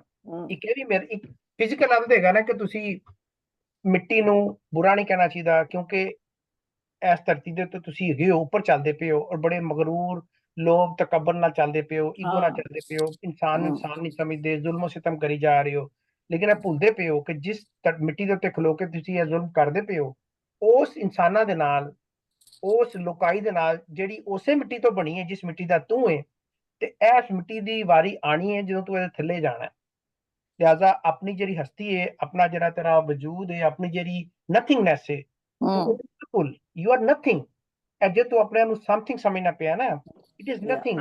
ਉਹਦੀ ਮਿਸਾਲ ਦੇ ਰਹੇ ਨੇ ਕਿ ਕਿਸ ਤਰ੍ਹਾਂ ਤੇਰੀ ਤੂੰ something will be converted into nothingness. So ਇਹਦੇ ਨਾਲ ਇਹ ਪੈਗਾਮ ਦੇ ਕੇ ਉਹ ਇਹ ਕਹਿਣਾ ਚਾਹ ਰਹੇ ਨੇ ਕਿ ਤੂੰ ਆਪਣੇ ਅੰਦਰ ਸਬਮਿਸਿਵਨੈਸ ਲਿਆ, ਹਿਊਮਿਲਿਟੀ ਲਿਆ, ਹਲੀਮੀ ਲਿਆ, ਆਪਣੇ ਆਪ ਨੂੰ ਸੌਫਟ ਕਰ, ਸਬਮਿਟ ਕਰ, ਆਪਣੀ ਈਗੋ ਨੂੰ ਮਾਰ, ਲੁਕਾਈ ਨਾਲ ਜੁੜ, ਕਿਉਂਕਿ ਲੁਕਾਈ ਉਸੇ ਮਿੱਟੀ ਤੋਂ ਬਣੀ ਹੈ, ਔਰ ਤੂੰ ਵੀ ਉਸੇ ਮਿੱਟੀ ਤੋਂ ਬਣਿਆ ਜਿਸ ਮਿੱਟੀ ਦੇ ਉੱਤੇ ਤੂੰ ਚੱਲਣਾ ਪਿਆ। ਅਸੀਂ ਸਾਰੇ ਇਸੇ ਖਾਕ ਚ ਬਣੇ ਆ, ਇੱਥੇ ਹੀ ਜੰਮਣਾ, ਔਰ ਇਸ ਧਰਤੀ ਤੋਂ ਬਾਹਰ ਨਹੀਂ ਸੀ ਜਾਣਾ। ਅਸੀਂ ਮਰਨ ਤੋਂ ਬਾਅਦ ਨਾ ਚੰਦ ਤੇ ਚਲਾ ਜਾਣਾ, ਨਾ ਸੂਰਜ ਤੇ ਚਲਾ ਜਾਣਾ। ਅਸੀਂ ਇੱਥੇ ਹੀ ਪੈਦਾ ਹੋਇਆ ਤੇ ਐਸੇ ਮਿੱਟੀ ਚੋਂ ਆਇਆ ਤੇ ਐਸੇ ਮਿੱਟੀ ਚਲਾ ਜਾਣਾ। ਲਿਹਾਜ਼ਾ ਵੀ ਸ਼ੁਡ ਰਿਸਪੈਕਟ ਦਿਸ ਮਿੱਟੀ। ਤੁਸੀਂ ਹਾਂਜੀ, ਸੌਰੀ, ਮੈਨੂੰ ਮੋਟੀ ਬਹੁਤ ਬਹੁਤ ਓਏ ਹੋਏ ਹੋਏ ਬਹੁਤ ਖੂਬਸੂਰਤ, ਮੈਨੂੰ ਬਹੁਤ ਨੇ ਮੇਰੇ ਰੂੰਗਟੇ ਖੜੇ ਹੋ ਗਏ ਪੜ੍ਹਦੇ ਆ, ਯਕੀਨ ਕਰੋ ਜੀ। ਹਾਂਜੀ, ਜੀ ਬੀਬਾ ਜੀ। ਹਾਂਜੀ ਹਾਂਜੀ ਮੈਂ ਅੱਗੇ ਹਾਂਜੀ, ਗੱਲ ਕਰਾਂ। ਬੋਲੋ ਬੋਲੋ ਬੋਲੋ ਪਲੀਜ਼। ਅੱਛਾ, ਇਹਦੇ 'ਚ ਵੀ ਉਹੀ ਜਿਸ ਤਰ੍ਹਾਂ ਆਪ ਗੱਲ ਕਰਦੇ ਹਾਂ ਕਿ ਹਿਊਮਿਲਿਟੀ ਦੀ ਗੱਲ ਹੈ ਕਿ ਫਰੀਦਾ ਖਾਕ ਜਿਹੜੀ ਹੈ ਕਿ ਖਾਕ ਨੂੰ ਅਸੀਂ ਇੰਨੀ ਮਤਲਬ ਛੋਟੀ ਚੀਜ਼ ਕੋਈ ਜਿਹਦੀ ਕਿ ਕੀਮਤ ਵੀ ਨਹੀਂ, ਕੋਈ ਕੇਅਰ ਨਹੀਂ ਕਰਦਾ, ਉਹਨੂੰ ਵੀ ਤੁਹਾਨੂੰ ਮਾੜਾ ਨਹੀਂ ਕਹਿਣਾ ਚਾਹੀਦਾ। ਦਰਅਸਲ ਖਾਕ ਦੇ ਬਰਾਬਰ ਦਾ ਕੋਈ ਵੀ ਨਹੀਂ। ਜਿੱਦਾਂ ਤੁਸੀਂ ਕਿਹਾ ਕਿ ਇਹ ਖਾਕ ਹੈ ਜਿਹੜੀ, ਮੈਂ ਤਾਂ ਜੇ ਹਿਸਟੋਰੀਕਲੀ ਦੇਖੋ ਕਿ ਇਸ ਮਿੱਟੀ ਦੇ ਵਿੱਚ ਸਦੀਆਂ ਤੋਂ ਕਿੰਨੇ ਰਾਜੇ, ਅਮੀਰ, ਗਰੀਬ ਸਾਰੇ ਧਰਤੀ ਦੇ ਉੱਤੇ ਰਾਜ ਵੀ ਕੀਤਾ, ਉੱਪਰ ਤੁਰੇ ਨੇ, ਔਰ ਅਖੀਰ ਦੇ ਵਿੱਚ ਇਹਦੇ ਵਿੱਚ ਹੀ ਸਮਾ ਗਏ ਨੇ। ਇਹ ਖਾਕ ਹੀ ਜਿਹੜੀ ਆ ਇਹਦੀ ਬਹੁਤ ਹਿਸਟਰੀ ਹੈ ਔਰ ਬੜੀ ਵੱਡੀ ਚੀਜ਼ ਹੈ।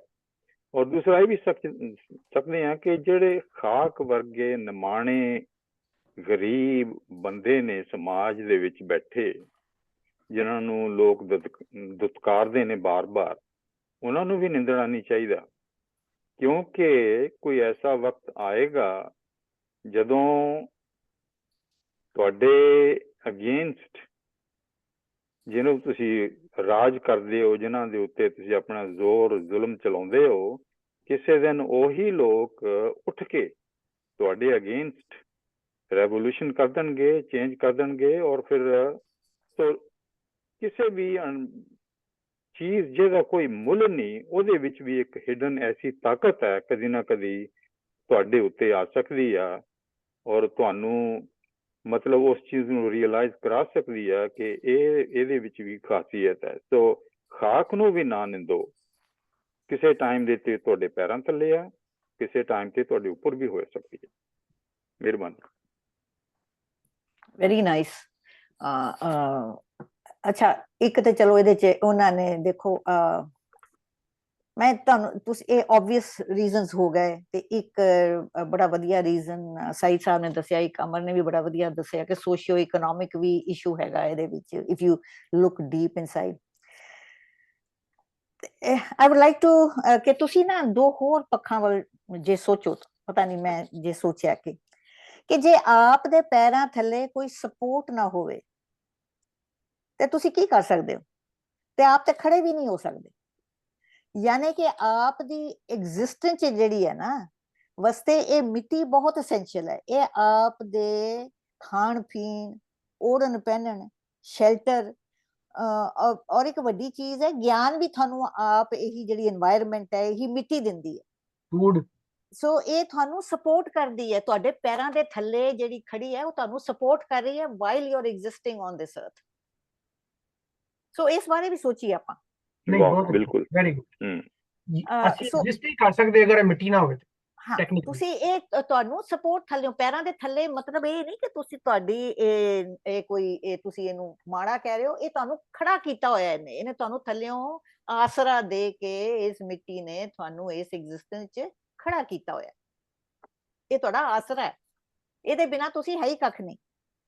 ਅੱਛਾ, ਫਿਰ ਮਰਨ ਤੋਂ ਬਾਅਦ ਇਨਸਪਾਈਟ ਆਫ ਤੁਹਾਡੀਆਂ ਜਿਹੜੀਆਂ ਕਮੀਆਂ ਪੇਸ਼ੀਆਂ, ਤੁਸੀਂ ਜਿਹੜੇ ਬੁਰੇ ਕੰਮ ਕੀਤੇ, ਤੁਹਾਨੂੰ ਫਿਰ ਇਹ ਇੱਕ ਮੌਕਾ ਦਿੰਦੀ ਹੈ। ਇਹ ਤੁਹਾਨੂੰ ਫੇਰ ਵਾਪਸ ਉਸੇ ਹੀ ਨੇਚਰ ਦੇ ਵਿੱਚ ਨਾਲ ਮਿਲਾ ਦਿੰਦੀ ਹੈ, ਜੇ ਜਿਸ ਤੋਂ ਤੁਸੀਂ ਉਤਪਨ ਹੋਏ ਸੀ, ਜਿੱਥੋਂ ਤੁਸੀਂ ਸ਼ੁਰੂ ਹੋਏ ਸੀ। It is giving you a fresh start। ਯਾਨੀ ਕਿ if you go even further, ਜਿਹੜਾ ਕਦੇ ਕਦੇ ਡਾਕਟਰ ਸਾਹਿਬ ਮੈਨੂੰ ਗੁੱਸੇ ਵੀ ਹੁੰਦੇ ਨੇ ਇਸ ਗੱਲ ਬਾਰੇ ਕਿ ਵੀ ਇਟ ਇਜ਼ ਤੁਸੀਂ ਜਿਹੜੇ ਜੇ ਇਸ ਤਰ੍ਹਾਂ ਸੋਚੋ ਕਿ ਵੀ ਇਹ ਤੁਹਾਨੂੰ ਇੱਕ ਫਰੈਸ਼ ਸਟਾਰਟ ਦਿੰਦੀ, gives you a new chance to improve yourself. ਤੁਹਾਨੂੰ ਇਹ ਫੇਰ ਉਸੇ ਵਾਪਸ ਨੇਚਰ 'ਚ ਲੈ ਕੇ ਆਉਂਦੀ। ਸੋ ਇਹ ਤੇ ਜਿਹੜੀ ਮਿੱਟੀ ਹੈ, ਇਹਦੇ ਬਿਨਾਂ ਤੇ ਸਾਡਾ, ਅਸੀਂ ਵੀ ਤਾਂ ਮਿੱਟੀ ਦੇ ਹੀ ਬਣੇ ਆ। ਬਿਲਕੁਲ। ਹਾਂ, ਸੋ ਸਾਡਾ ਵਜੂਦ ਹੀ ਕੁਛ ਨਹੀਂ। It is always there. ਤੁਹਾਡੇ ਜਿਹੜੇ ਬੁਰੇ ਕੰਮ ਨੇ, ਜਿਹੜੇ ਤੁਸੀਂ ਕੀਤੇ ਕਰਾਏ, ਤੁਹਾਨੂੰ ਆਪਣੇ ਅੰਦਰ ਸਮੋ ਕੇ ਤੁਹਾਨੂੰ ਫਿਰ ਇੱਕ ਮਾਂ-ਹਾਰ, ਇੱਕ ਪਾਲਣਹਾਰ ਤੁਹਾਨੂੰ ਇੱਕ ਨਵਾਂ ਮੌਕਾ ਫੇਰ ਦਿੰਦੀ ਹੈ ਕਿ ਤੁਸੀਂ ਫੇਰ ਆਪਣੇ ਆਪ ਨੂੰ ਇਸ ਨੇਚਰ ਦੇ ਵਿੱਚ ਆ ਕੇ ਫੇਰ ਤੁਸੀਂ ਇਸੇ এনवायरमेंट 'ਚ ਕਿਸੇ ਰੂਪ 'ਚ ਵੀ ਜਾਓਗੇ ਤੇ ਆਪਣੇ ਆਪ ਨੂੰ ਤੁਹਾਨੂੰ ਫੇਰ ਇੱਕ ਸਾਫ਼ ਕਰਨ ਦਾ ਮੌਕਾ ਹੈ। ਸੋ ਜਿਹੜੀ ਤੁਹਾਨੂੰ ਇਹ ਢੱਕ ਲੈਂਦੀ ਹੈ, ਮੀਨਸ ਇਹ ਤੁਹਾਡੇ ਸਾਰੇ ਅੰਦਰ ਲੈ ਕੇ ਇਹ ਤੁਹਾਨੂੰ ਫੇਰ ਇੱਕ ਮੌਕਾ ਦਿੰਦੀ। ਸੋ ਇੱਕ ਤੁਹਾਡਾ ਇਹ ਸਪੋਰਟ ਆ। So I was just looking at it in different way, this way, ਕਿਉਂਕਿ ਬਾਕੀ ਤੇ ਮੈਨੂੰ ਪਤਾ ਸੀ ਕਿ ਜਿਹੜੀਆਂ ਆਬਵੀਅਸ ਹੈਗੀਆਂ ਨੇ ਉਹ ਵੀ ਬੜੀਆਂ ਸਟਰੋਂਗ ਨੇ ਇਹਦੀਆਂ ਇੰਟਰਪ੍ਰੀਟੇਸ਼ਨਸ, ਬਟ ਇੱਕ ਇਸ ਤਰ੍ਹਾਂ ਵੀ ਆਪਾਂ ਨੂੰ ਸੋਚਣਾ ਚਾਹੀਦਾ। ਤੁਹਾਨੂੰ ਪਤਾ ਹੈ ਨਾ ਕਿ ਮਿੱਟੀ ਦੀ ਤਾਂ ਬਹੁਤ ਹੈ, ਪਵਨ ਗੁਰੂ ਪਾਣੀ ਪਿਤਾ ਮਾਤਾ ਧਰਤ ਮਹਤ। ਧਰਤੀ ਜਿਹੜੀ ਹੈ ਮਾਤਾ, ਦਿਵਸ ਰਾਤ ਦੋਈ ਦਾਏ ਦਾਇਆ, ਜਿਹੜਾ ਦਿਨ ਰਾਤ ਨੇ ਤੁਹਾਡੇ ਦੋਨੋਂ ਦਾਈ ਦਾਇਆ, ਦਾਈ ਨੇ ਤੁਹਾਨੂੰ ਖਿਡਾਵੇ ਨੇ, ਤੁਹਾਡੇ ਖੇਲੇ ਸਗਲ ਜਗਤ, ਇਹਨਾਂ ਦੀ ਗੋਦ ਦੇ ਵਿੱਚ ਹੀ, ਇਸ ਮਿੱਟੀ ਦੀ ਗੋਦ ਵਿੱਚ ਵੀ ਸਾਰੀ ਕਾਇਨਾਤ ਜਿਹੜੀ ਹੈ ਉਹ ਖੇਡਦੀ। ਸੋ ਮਿੱਟੀ ਬੜੀ ਵੱਡੀ ਸ਼ੈ ਹੈ। ਵਾਕਈ ਤੁਹਾਡੀ ਐਕਸਪਲੇਨੇਸ਼ਨ ਤੋਂ ਬਾਅਦ ਨਾ ਮੈਨੂੰ ਇਹ ਕਨਸੈਪਟ ਹੋਰ ਜ਼ਿਆਦਾ ਅੱਛਾ ਲੱਗਣ ਲੱਗ ਪਿਆ ਕਿ ਜਦੋਂ ਅਸੀਂ ਆਪਣੀ ਜ਼ਮੀਨ ਨੂੰ ਕਹਿੰਦੇ ਆ ਕਿ ਧਰਤੀ ਮਾਂ ਹੈ, ਹਾਂ, ਕਿ ਇਟ ਇਜ਼ ਲਾਈਕ ਮਦਰ, ਕਿ ਜਿਹੜੀ ਸਾਨੂੰ ਬਿਲਕੁਲ। ਨਰਚਰ ਕਰਦੀ ਪਈ ਹੈ, ਸਾਂਭਦੀ ਪਈ ਹੈ। ਇਹਦੇ ਬਗੈਰ ਜਿਵੇਂ ਮਾਂ ਵਾਸਤੇ ਸਭ ਤੋਂ ਜ਼ਿਆਦਾ ਪਿਆਰਾ ਬੱਚਾ ਹੁੰਦਾ, ਇਸ ਤਰ੍ਹਾਂ ਧਰਤੀ ਵਾਸਤੇ ਸਭ ਤੋਂ ਪਿਆਰੇ ਅਸੀਂ ਹਾਂ। ਤੇ ਸਾਨੂੰ ਉਹਨੂੰ ਨਹੀਂ ਪਿਆਰ ਦੇਣਾ ਚਾਹੀਦਾ ਜਿੰਨੀ ਇਹ ਧਰਤੀ ਸਾਨੂੰ ਦਿੰਦੀ ਪਈ। ਕਿਉਂ ਕਿੰਨਾ ਵੱਡਾ 11th ਸੈਂਚੁਰੀ 12th ਸੈਂਚੁਰੀ ਦੇ ਵਿੱਚ ਇਨਵਾਇਰਮੈਂਟਲ, ਜੇ ਤੁਸੀਂ ਸਮਝੋ ਇਸ ਗੱਲ ਨੂੰ ਤੇ ਦਿਸ ਇਜ਼, ਐਂਡ ਉਹਨਾਂ ਜ਼ਮਾਨਿਆਂ ਦੇ ਵਿੱਚ ਜਿਹੜਾ ਮੈਂ ਤੁਹਾਨੂੰ ਇਹ ਕੋਟ ਦੱਸਿਆ ਹੈ, ਇਹ ਗੁਰੂ ਗ੍ਰੰਥ ਸਾਹਿਬ ਚੋਂ ਹੈਗਾ ਆ। ਤੇ ਉਹਨਾਂ ਜ਼ਮਾਨਿਆਂ ਦੇ ਵਿੱਚ ਵੀ ਕਿ ਬੜਾ ਵੱਡਾ ਇਨਵਾਇਰਮੈਂਟਲ ਮੈਸੇਜ ਸੀਗਾ, ਵਿਚ ਵੀ ਆਲ ਨੈਵਰ ਨਹੀਂ ਸੁਣਿਆ ਕਿਸੇ ਨੇ। ਖੈਰ, क्या बात। ਹਾਂਜੀ, ਹੋ ਗਿਆ ਆਪਣਾ ਅਗਲਾ ਜੀ ਪੜੋ ਭਾਈ ਸਾਹਿਬ। ਤੁਸੀਂ 81 में 11:15 नहीं कोई नहीं, मैं वो चेंज कर रहा थोड़ा। अच्छा चलो, 18 में पढ़ना फिर। हाँ। फरीदा जां लोभ ता नै क्या, फरीदा जां लोभ ता नै क्या, लुभ ता कूड़ा नै, किच्चर झट लंघाइए। नहीं न्यो। अच्छा न्यू ला लिया। अच्छा अच्छा, मैं लिखा फरीदा जां लब ता न्यो क्या, लब ता कूड़ा न्यो, किच्चर चत लगाइए, छप्पर टुटे म्यो। म्यो। अच्छा चलो मैं दोबारा पढ़ना। ठीक है अमन, इज दैट करेक्ट? यही ठीक है। फिर पढ़ो दोबारा। हाँ जी, साई साहब तुसी पढ़ो हुन। फरीदा जां लोभ ता लब लब लब ता न्यो क्या, फरीदा जां लब ता न्यो क्या, लुभ ता कूड़ा न्यो, किच्चर झट लंघाइए, छप्पड़ टूटे म्यो। चत चत झट नहीं चत। अच्छा झट लिखा है। हाँ हाँ ठीक ठीक ठीक जी। हाँ जी, तुसी पढ़ो अमर। अच्छा मैं पढ़दा जी कि फरीदा जां लब ता ने क्या, लब ता कूड़ा ने, किच्चर चत लंघाइए, छप्पर टुटे में। अच्छा मैं न्यू पढ़ दी सी। खैर हाँ जी ठीक है। सईद साहब बोलोगे? नहीं पढ़ो, शुरू करो तुसी। अच्छा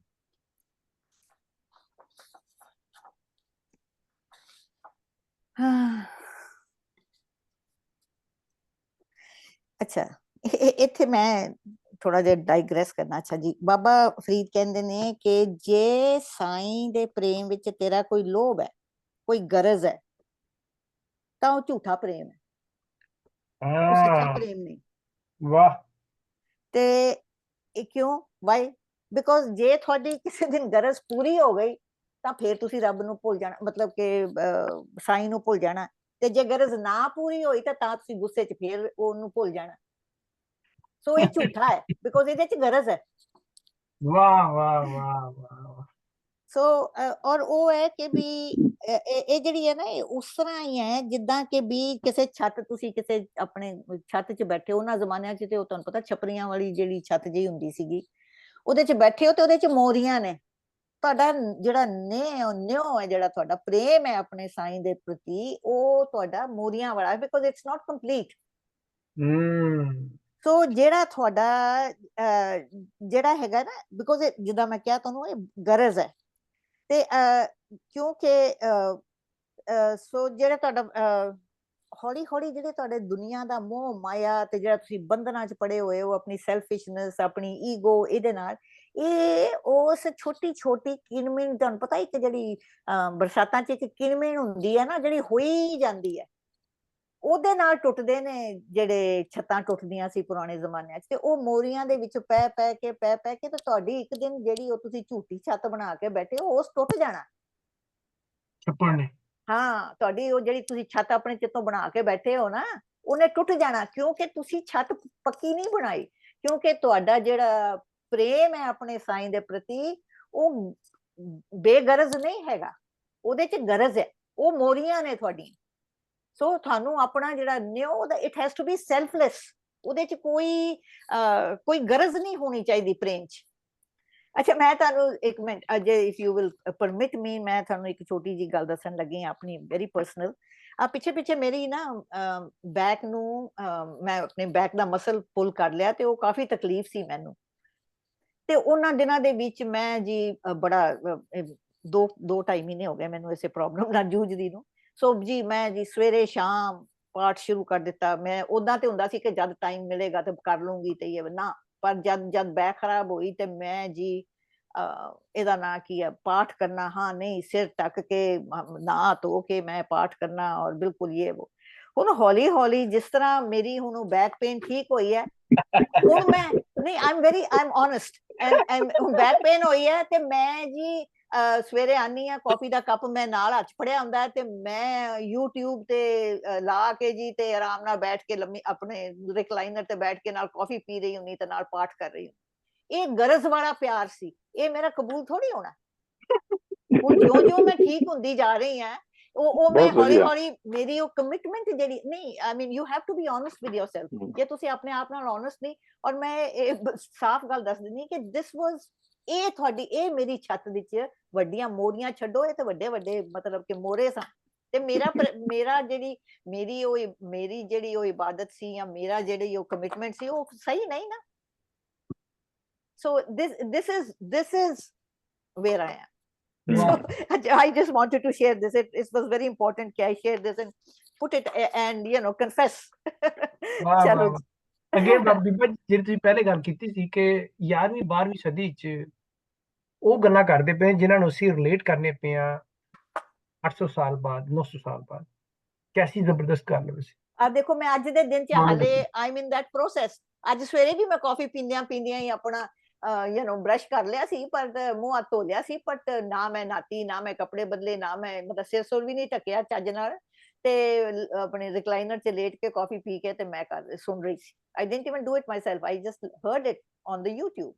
So ਇਹ ਜਿਹੜੀ ਐਕਚੁਅਲੀ ਗੱਲ ਜਿਹੜੀ ਸਾਰੀ ਹੈ ਨਾ, ਹਿਊਮਨ ਰਿਲੇਸ਼ਨਸ ਦੀ ਜਾਂ ਹਿਊਮਨ ਕਮਿਟਮੈਂਟ ਦੀ ਗੱਲ ਹੈ, ਇਹਦੇ 'ਚ ਜਿਹੜਾ ਛੱਪਰ ਹੈ,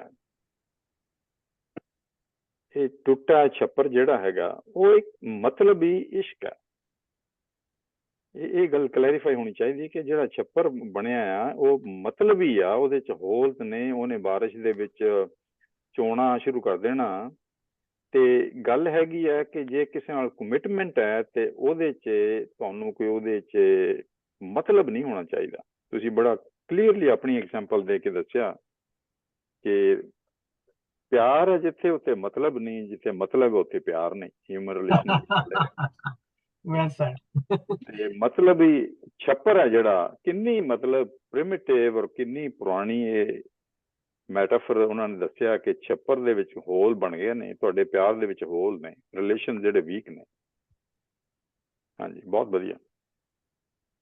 ਬੀਬਾ ਜੀ ਨੇ ਜਿਹੜੀ ਗੱਲ ਕੀਤੀ, ਮੈਂ ਉਹਨੂੰ ਦੁਬਾਰਾ ਰਿਪੀਟ ਕਰਾਂਗਾ ਡਿਫਰੈਂਟ ਤਰੀਕੇ ਨਾਲ, ਕਿ ਨਾ ਸਿਰਫ ਇਹ ਤੁਹਾਡਾ ਰਿਲੇਸ਼ਨ ਜਿਹੜਾ ਵੀ ਆਪਣੇ ਕ੍ਰੀਏਟਰ ਨਾਲ, ਰੱਬ ਨਾਲ ਹੈ, ਨੇਚਰ ਨਾਲ ਹੈ, ਬਲਕਿ ਇਹ it is as much true in regards to your relation with your fellow human beings, ਕਿ ਰੱਬ ਨਾਲ ਵੀ ਤੇ ਰੱਬ ਦੀ ਲੋਕਾਈ ਦੇ ਨਾਲ ਵੀ ਸਟੈਂਡਰਡ ਇੱਕੋ ਹੀ ਹੈ ਕਿ ਅਗਰ ਮੁਹੱਬਤ ਹੈਗੀ ਹੈ ਤੇ ਉਹਦੇ 'ਚ ਸੈਲਫ ਗਰਜ਼ ਨਹੀਂ ਹੋਣੀ ਚਾਹੀਦੀ, ਸੈਲਫਿਸ਼ਨੈਸ ਨਹੀਂ ਹੋਣੀ ਚਾਹੀਦੀ, ਇਟ ਮਸਟ ਬੀ ਸੈਲਫਲੈਸ।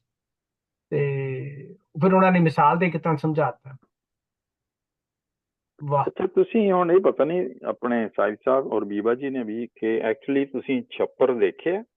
ਮੈਂ ਤਾਂ ਦੇਖਿਆ ਛੱਪਰ। ਹਾਂਜੀ, ਮੈਂ ਦੇਖਿਆ ਆਪਣੇ ਉੱਥੇ ਲਾਹੌਰ 'ਚ ਨਾ, ਜਦੋਂ ਕੋਈ ਨਵੀਂ ਸੁਸਾਇਟੀ ਬਣਦੀ ਸੀ ਨਾ ਤੇ ਉਹਦੇ ਪਲਾਟ ਹੁੰਦੇ ਸਨ ਤੇ ਉੱਥੇ ਆ ਕੇ ਨਾ ਗਰੀਬ ਆਪਣੇ ਛੱਪੜ ਲਾ ਲੈਂਦੇ ਸਨ ਕਿ ਜਦ ਤੱਕ ਮਕਾਨ ਨਹੀਂ ਸੀ ਬਣਦੇ ਤੇ ਉੱਥੇ ਉਹਨਾਂ ਨੇ 2-3 ਮਹੀਨੇ ਰਹਿਣਾ ਫਿਰ ਮਕਾਨ ਬਣ ਜਾਣਾ, ਉਹਨੇ ਛੱਪੜ ਚੁੱਕ ਕੇ ਚਲੇ ਜਾਣਾ।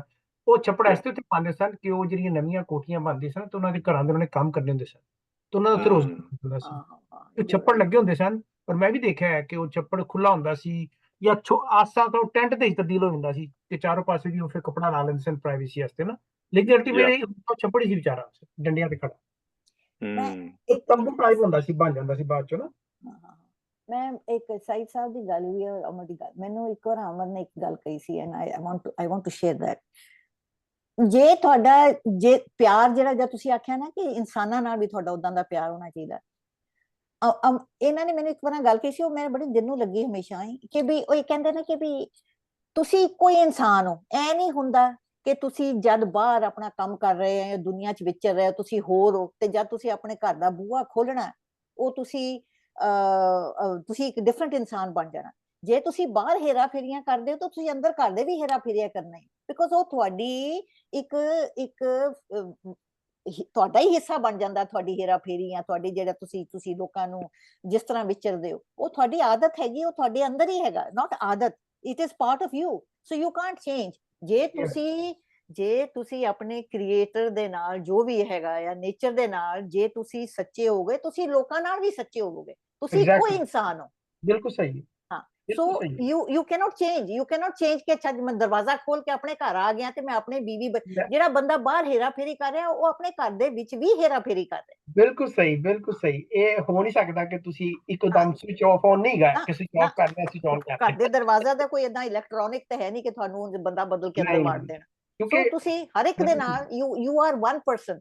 ਸੋ ਤੁਹਾਨੂੰ ਇਹ ਇੱਕ ਆਦਤ ਨਹੀਂ, ਇੱਕ ਆਪਣੇ ਆਪ ਨੂੰ ਉਸ ਸਾਂਚੇ 'ਚ ਢਾਲਣਾ ਪੈਣਾ ਹੈ ਕਿ ਵੀ ਤੁਸੀਂ ਨੇਚਰ ਦੀ ਵੀ ਕਦਰ ਕਰ ਰਹੇ ਹੋ, ਤੁਸੀਂ ਕ੍ਰੀਏਟਰ ਦੀ ਵੀ ਕਦਰ ਕਰ ਰਹੇ ਹੋ, ਪਰ ਆਪਣੇ ਨਾਲ ਦੇ ਹਿਊਮਨ ਬੀਇੰਗਸ ਦੀ ਵੀ ਕਦਰ ਕਰ ਰਹੇ ਹੋ।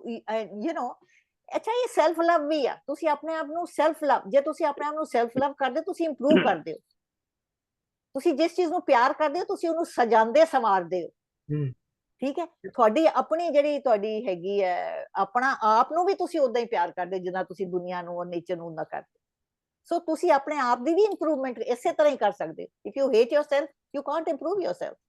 ਬਿਲਕੁਲ ਸਹੀ। ਇਹ ਨਹੀਂ ਕਿ ਤੁਹਾਡੇ ਅੰਦਰ ਨਾ ਕੰਟਰਡਿਕਸ਼ਨ ਹੀ ਹੋਣਾ ਚਾਹੀਦਾ। ਨਾ ਹੋ ਹੀ ਨਹੀਂ ਸਕਦਾ ਕਿਉਂਕਿ ਤੁਸੀਂ ਬੰਦਾ ਇੱਕੋ ਹੀ ਹੈ। ਤੁਸੀਂ ਉਦਾਂ ਕਹਿੰਦੇ ਨੇ ਨਾ, ਹਾਂ ਤੁਸੀਂ ਫਿਰ ਇੰਡੀਆ ਜਿਹੜੀ ਇੱਕ ਹਿੰਦੀ ਦਾ ਲਫ਼ਜ਼ ਹੈਗਾ ਮੁਖੌਟਾ ਜਿਹਨੂੰ ਮੈਸਕਸ ਕਹਿੰਦੇ ਨੇ। you can't have masks, ਤੁਹਾਡਾ ਇੱਕੋ ਹੀ ਚਿਹਰਾ। ਸੋ ਇਦਾਂ ਦੀਆਂ ਗੱਲਾਂ ਨੇ। ਚਲੋ ਮੇਰੇ ਖਿਆਲ ਜਿਹੜੇ ਪ੍ਰੈਕਟਿਸ ਆਪਣੇ ਕਰਦੇ ਨੇ ਪ੍ਰੋਫੈਸ਼ਨਸ ਦੇ ਵਿੱਚ ਵੀ ਡੁਪਲੀਸਿਟੀ, ਕਿ ਤੁਸੀਂ ਬਾਹਰੋਂ ਕੁਝ ਹੋਰ ਲੋਕਾਂ ਨੂੰ ਦਿਖਾਉਣਾ ਤੇ ਅੰਦਰੋਂ ਕੁਝ ਹੋਰ, ਇਹ ਜਿਹੜੀ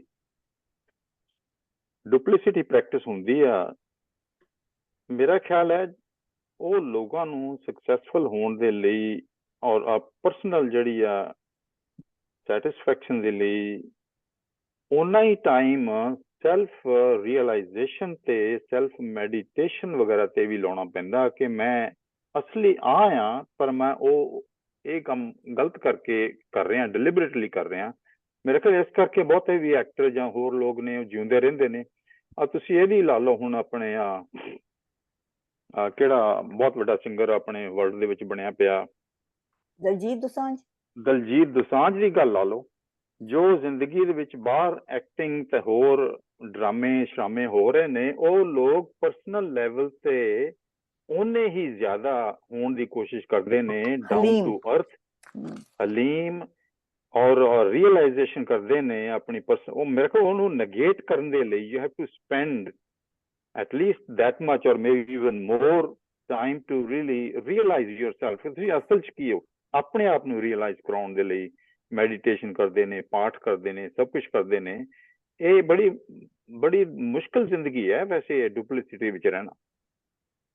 ਬੀਬਾ ਜੀ, ਇਹ ਜਿਹੜੀ ਅਸੀਂ ਫਲਸਫਾ ਪੜ੍ਹਿਆ ਸੀ ਪੰਜਾਬੀ ਦਾ, ਉਹਦੇ 'ਚ ਅਸੀਂ ਜੋ ਪੜ੍ਹਿਆ ਬਾਕੀ ਉਹ ਫਲਸਫੇ ਪੜ੍ਹੇ, ਉਹਨਾਂ ਸਭ ਦਾ ਜਿਹੜਾ ਕਰਕਸ ਤੇ ਮੈਸੇਜ ਸੀ ਉਹ ਇਹੀ ਸੀ ਕਿ ਤੁਸੀਂ ਕਿਸ ਤਰ੍ਹਾਂ ਆਪਣੇ ਆਪ ਨੂੰ ਪਿਓਰ ਕਰਨਾ ਹੈ through meditation, through chilla, through ਜਾਪ, ਥਰੂ ਯਾਨੀ ਆਪਣੇ ਆਪ ਨੂੰ ਤੁਸੀਂ ਮੈਡੀਟੇਸ਼ਨ 'ਚ ਰੱਖ ਕੇ ਲੋਕਾਂ ਤੋਂ ਦੂਰ ਕਰਕੇ ਔਰ ਆਪਣੀ ਸੈਲਫ ਕਰੈਕਸ਼ਨ ਔਰ ਸੈਲਫ ਰਿਅਲਾਈਜੇਸ਼ਨ ਦੀ ਤਲਾਸ਼ ਕਰਨਾ, ਉਹ ਵੀ ਤਰੀਕਾ ਜਿਹੜਾ ਗੁਰੂਆਂ ਨੇ ਉਹ ਜ਼ਮਾਨੇ 'ਚ ਹਜ਼ਾਰਾਂ ਸਾਲਾਂ ਤੋਂ ਚੱਲਦਾ ਪਿਆ ਸੀ, ਉਹਦੇ 'ਚ ਵੀ ਥੋੜੀ ਜਿਹੀ ਸੱਚਾਈ ਸੀ, ਮੈਂ ਸਮਝਦਾ ਵਾਂ। ਸੱਚਾਈ ਇਹ ਦੇਖੋ, these are all crutches। ਆਪਾਂ ਦੇਖੋ, ਆਪਾਂ ਜਿਮ ਜਾਂਦੇ ਆ, ਮੈਂ ਹਮੇਸ਼ਾ ਕਦੇ ਕਿਸੇ ਚੀਜ਼ ਨੂੰ ਬਿਲਕੁਲ ਭੈੜਾ ਨਿਗੇਟ ਨਹੀਂ ਕਰਦੀ। ਹਾਂਜੀ ਤੁਸੀਂ ਜਦ ਆਪਾਂ, ਤੁਹਾਨੂੰ ਪਤਾ ਜਪਜੀ ਸਾਹਿਬ ਵੀ ਪੜਿਆ ਸੀਗਾ ਇੱਕ ਵਾਰ, ਤੇ ਥੋੜਾ ਜਿਹਾ ਕੀਤਾ ਸੀ, ਤੇ ਉਹ ਵੀ ਕਦੇ ਉਹ ਇਨਿਊਮਰੇਟ ਕਰਦੇ ਸੀ ਕਿ ਵੀ ਆ ਤਰੀਕੇ ਅਵੇਲੇਬਲ ਨੇ, ਉਹਨਾਂ ਨੇ ਕਦੇ ਨਿਗੇਟ ਨਹੀਂ ਕੀਤਾ ਤੁਹਾਨੂੰ। ਅੱਛਾ, this is my personal thought, ਹੈ ਨਾ, ਮਾੜੀ ਸਾਡੀ ਤਾਂ ਬੜੀ ਬਹੁਤ ਹੀ ਘੱਟ ਸਮਝ ਹੈ ਕਿ ਵੀ ਤੁਸੀਂ ਹੁਣ ਜਿਮ ਜਾਂਦੇ ਹੋ, ਕਿਉਂ ਜਾਂਦੇ ਹੋ? ਜਿਮ ਜਾਂਦੇ ਹੋ ਨਾ ਕੁਝ ਕਰਨ ਨੂੰ, so you are doing something to improve your body, right? ਤੇ if it helps you, why not, why won't you go to the gym, ਜੇ ਤੁਹਾਨੂੰ ਉਹਦੇ ਨਾਲ ਕੋਈ ਆਪਣੀ ਫਿਜ਼ੀਕਲ ਬਾਡੀ ਨੂੰ ਠੀਕ ਕਰਨ ਦਾ ਕੋਈ ਮੌਕਾ ਮਿਲਦਾ। ਸੋ ਮੈਨੂੰ ਕਦੇ ਕਦੇ ਲੱਗਦਾ ਹੈਗਾ ਕਿ ਵੀ if you don't go to extremes, ਜੋ ਵੀ ਅਵੇਲੇਬਲ ਤੁਹਾਨੂੰ ਹੈਗਾ, ਕੋਈ ਜਾਪ ਕਰਦਾ ਜਾਂ ਕੋਈ ਜਿੱਦਾਂ ਚਿਲੇ ਕੱਟਦਾ, whatever, I mean there's nothing, ਇਹ ਗੱਲ ਵੱਖਰੀ ਹੈ ਕਿ ਤੁਹਾਨੂੰ ਇਸ ਰਸਤੇ ਦੇ ਨਾਲ ਰੱਬ ਨੇ ਜਾਂ ਤੁਹਾਡਾ ਕ੍ਰੀਏਟਰ ਨਹੀਂ ਮਿਲਣਾ, but if it helps you in self realisation, ਔਰ ਤੁਸੀਂ ਇਹਦੀ ਬਾਉਂਡਰੀਜ਼ ਨੂੰ ਸਮਝੋ, ਤਾਂ ਨਥਿੰਗ ਇਜ਼ ਰੋਂਗ। ਹੁਣ this is a very controversial thing that I'm saying, ਕਿ ਪਰ ਤੁਹਾਨੂੰ ਉਹਦੀਆਂ ਬਾਉਂਡਰੀਜ਼ ਸਮਝਣੀਆਂ ਚਾਹੀਦੀਆਂ ਕਿ ਇਹਦੇ ਨਾਲ ਤੁਹਾਨੂੰ ਕ੍ਰੀਏਟਰ ਮਿਲਣਾ ਨਹੀਂ, ਬਟ ਇਫ ਤੁਹਾਨੂੰ ਆਪਣੇ ਮਨ ਨੂੰ ਡਿਸਪਲਿਨ ਕਰਨ ਨੂੰ ਕੋਈ ਚੀਜ਼, ਜਿੱਦਾਂ ਅਸੀਂ ਬਾਡੀ ਨੂੰ ਡਿਸਪਲਿਨ ਕਰਨ ਨੂੰ ਜਿਮ ਜਾਂਦੇ ਆ, ਉਸ ਤਰ੍ਹਾਂ ਜੇ ਤੁਹਾਨੂੰ ਕੋਈ ਚੀਜ਼, ਐਨੀਥਿੰਗ, ਯੋਗਾ ਕਰ ਲਓ, ਪਾਠ ਕਰ ਲਓ, ਤੁਸੀਂ ਜੋ ਚਿੱਲੇ ਕੱਟ ਲਓ, ਜੋ ਵੀ ਕਰਨਾ ਤੁਸੀਂ ਕਰੋ, ਤੁਸੀਂ ਸਜਦੇ ਡਿੱਗੋ, ਜੋ ਕਰਨਾ, if it just helps you to focus your mind. So, but in limitation, knowing the limitation of what you are doing, knowing the boundaries of what you are doing, that's wo kehte ne, matlab ke I don't see anything wrong, unless you're not, but as long as you're not hurting anybody else. Balance ਮੇਰਾ ਮੈਂ as ਇਨ ਚਾਹੁੰਦਾ ਮੇਰੇ boundaries ਨੂੰ ਸਮਝੋ, ਉਹਦੀਆਂ limitations ਨੂੰ ਸਮਝੋ, ਔਰ ਤੁਸੀਂ ਕਿਉਂ ਕਰ ਰਹੇ ਹੋ ਇਹਨੂੰ ਸਮਝੋ। ਜੇ ਤੁਹਾਡਾ ਕਈ ਲੋਕ ਕਰਦੇ ਨੇ, ਉਹ ਜੀ ਉਹਨਾਂ ਨੇ ਚੁੱਪ ਦਾ ਵਰਤ ਰੱਖਿਆ ਹੁੰਦਾ, ਅੱਛਾ ਜੀ ਚੁੱਪ ਕਰਕੇ ਰਹਿਣਾ ਇਹਨੇ ਦਿਨ, okay, I mean it's not like you're going to find God that way, for sure, ਠੀਕ ਹੈ ਨਾ। ਪਰ ਜੇ ਤੁਹਾਨੂੰ ਉਹ, ਚਲੋ ਜੀ ਉਹਨਾਂ 3 ਦਿਨਾਂ ਵਿੱਚ ਤੁਸੀਂ 15 ਮਿੰਟ ਲਈ ਵੀ ਆਪਣੇ ਆਪ ਨੂੰ ਵਾਕਈ ਬੇਨਕਾਬ ਹੋ ਕੇ ਦੇਖਿਆ, ਆਪਣੀ ਸ਼ਕਲ ਨੂੰ, ਕਿ ਵਾਕਈ ਤੁਸੀਂ ਕੀ ਸ਼ਾਇਦ, ਤਾਂ why not, what's the problem? So ਇਹ ਮੈਨੂੰ ਹੁੰਦਾ ਹੈ ਕਿ ਵੀ you have to know the limitations, the boundaries, and as long as you're not hurting anybody. ਮੈਂ ਤੁਹਾਨੂੰ ਆਪਣੀ ਮਿਸਾਲ ਦੇਣਾ, ਜਿਵੇਂ ਤੁਸੀਂ ਕਿਹਾ ਨਾ ਕਿ ਸੈਲਫ ਰਿਅਲਾਈਜੇਸ਼ਨ ਦੇ ਬੜੇ ਤਰੀਕੇ ਨੇ, ਬਹੁਤ ਜ਼ਿਆਦਾ ਤਰੀਕੇ ਸਾਨੂੰ ਪਤਾ ਲੱਗਦੇ ਨੇ ਹਰ ਕਲਚਰ ਦੇ ਵਿੱਚ, ਹਰ ਟ੍ਰੈਡੀਸ਼ਨ ਦੇ ਵਿੱਚ, ਹਰ ਸੌਰਟ ਆਫ ਰਿਲੀਜਨ ਦੇ ਵਿੱਚ। ਉਹ ਤਰੀਕਾ ਤੁਸੀਂ ਚੂਜ਼ ਕਰ ਲਓ ਐਂਡ ਨੋ ਯੋਰ ਲਿਮਿਟੇਸ਼ਨਸ। ਮੇਰੇ ਤੇ ਜਿਹੜਾ ਤਰੀਕਾ ਉਹ ਆਇਆ ਨਾ, ਹਾਲਾਂਕਿ conservative society, conservative family, still conservative family, ਲੇਕਿਨ ਮੈਨੂੰ ਜਿਹੜਾ ਸੈਲਫ ਰਿਅਲਾਈਜੇਸ਼ਨ ਹੋ ਰਹੀ ਹੈ, ਉਹ ਹੋ ਰਹੀ ਹੈ ਬਾਬਿਆਂ ਨੂੰ ਪੜ੍ਹ ਕੇ ਤੇ ਇਹਨਾਂ ਨੂੰ ਗੌਰ ਫਿਕਰ ਕਰ। ਠੀਕ ਹੈ, that's your way, that is your path. Exactly. So ਤੁਸੀਂ ਸਹੀ ਕਹਿ ਰਹੇ ਹੋ ਕਿ ਤੁਸੀਂ ਆਪਣੀ ਰੋਸ਼ਨੀ ਆਪ ਲੱਭਣੀ ਹੈ ਜਿਹੜੀ ਤੁਹਾਨੂੰ ਸੂਟ ਕਰਦੀ, ਤੁਹਾਨੂੰ ਕਿਸੇ ਨੇ ਨਹੀਂ ਦਿਖਾਣੀ। ਹਾਂ, ਜ਼ਰੂਰੀ ਨਹੀਂ ਕਿ ਮੈਨੂੰ ਸਫੇਦ ਰੋਸ਼ਨੀ ਚੰਗੀ ਲੱਗਦੀ, ਕਈਆਂ ਨੂੰ ਬਰਾਊਨ ਰੋਸ਼ਨੀ ਚੰਗੀ ਲੱਗਦੀ, ਬਲਬਾਂ ਦੇ ਕਈ ਕਿਸਮ ਦੇ ਬਲਬ ਆ ਗਏ।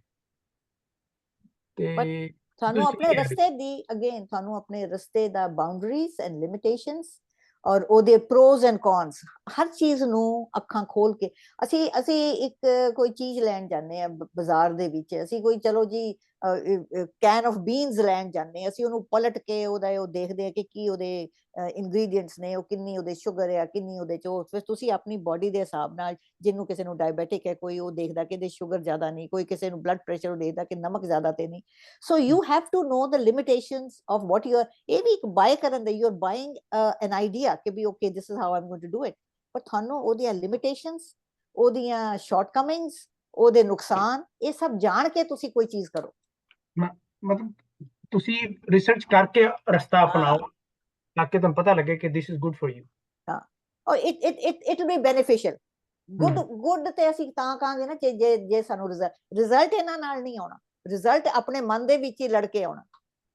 ਪਰ these are good exercises। ਰਸਤੇ ਨੇ ਮੰਜ਼ਿਲ ਨਹੀਂ ਗੀ। ਹਾਂ, ਨਾ ਮੰਜ਼ਿਲ ਔਰ ਇਹਨਾਂ ਦਿਖਾਣੀ ਵੀ ਨਹੀਂ, ਮੰਜ਼ਿਲ ਤੁਹਾਨੂੰ ਆਪੇ ਲੱਭਣੀ। ਜਿੱਦਾਂ ਆਪਾਂ ਸ਼ੁਰੂ ਚ ਪਹਿਲਾਂ ਨਹੀਂ ਆਖਿਆ, the first thing I said was ਕਿ ਵੀ ਅਸੀਂ ਆਪਣਾ ਰਸਤਾ ਲੱਭਣਾ ਸਾਰਿਆਂ ਨੇ, ਨਾ ਤੁਸੀਂ ਮੈਨੂੰ ਦੱਸ ਸਕਦੇ ਹੋ, ਨਾ ਮੈਂ ਤੁਹਾਨੂੰ ਦੱਸ ਸਕਦੀ, ਰਸਤਾ ਅਸੀਂ ਆਪੇ ਲੱਭਣਾ। ਇਹ ਤੇ ਹੁਣ ਅਸੀਂ ਚੱਕਰਾਂ ਮਾਰਦੇ ਆ ਨਾ ਕਿ ਸ਼ਾਇਦ ਏਦਾਂ, which is good। ਜੇ ਕੋਸ਼ਿਸ਼ ਹੀ ਨਾ ਕਰਾਂਗੇ ਤਾਂ ਕੀ ਬਣਨਾ। ਅੱਛਾ, I think we Exactly. should stop the, I think the recording recording ਬੰਦ ਕਰ ਦਿਓ, ਠੀਕ ਹੈ ਜੀ, ਠੀਕ ਹੈ ਜੀ, ਥੈਂਕ ਯੂ ਜੀ। because we are Recording. digressing, I think।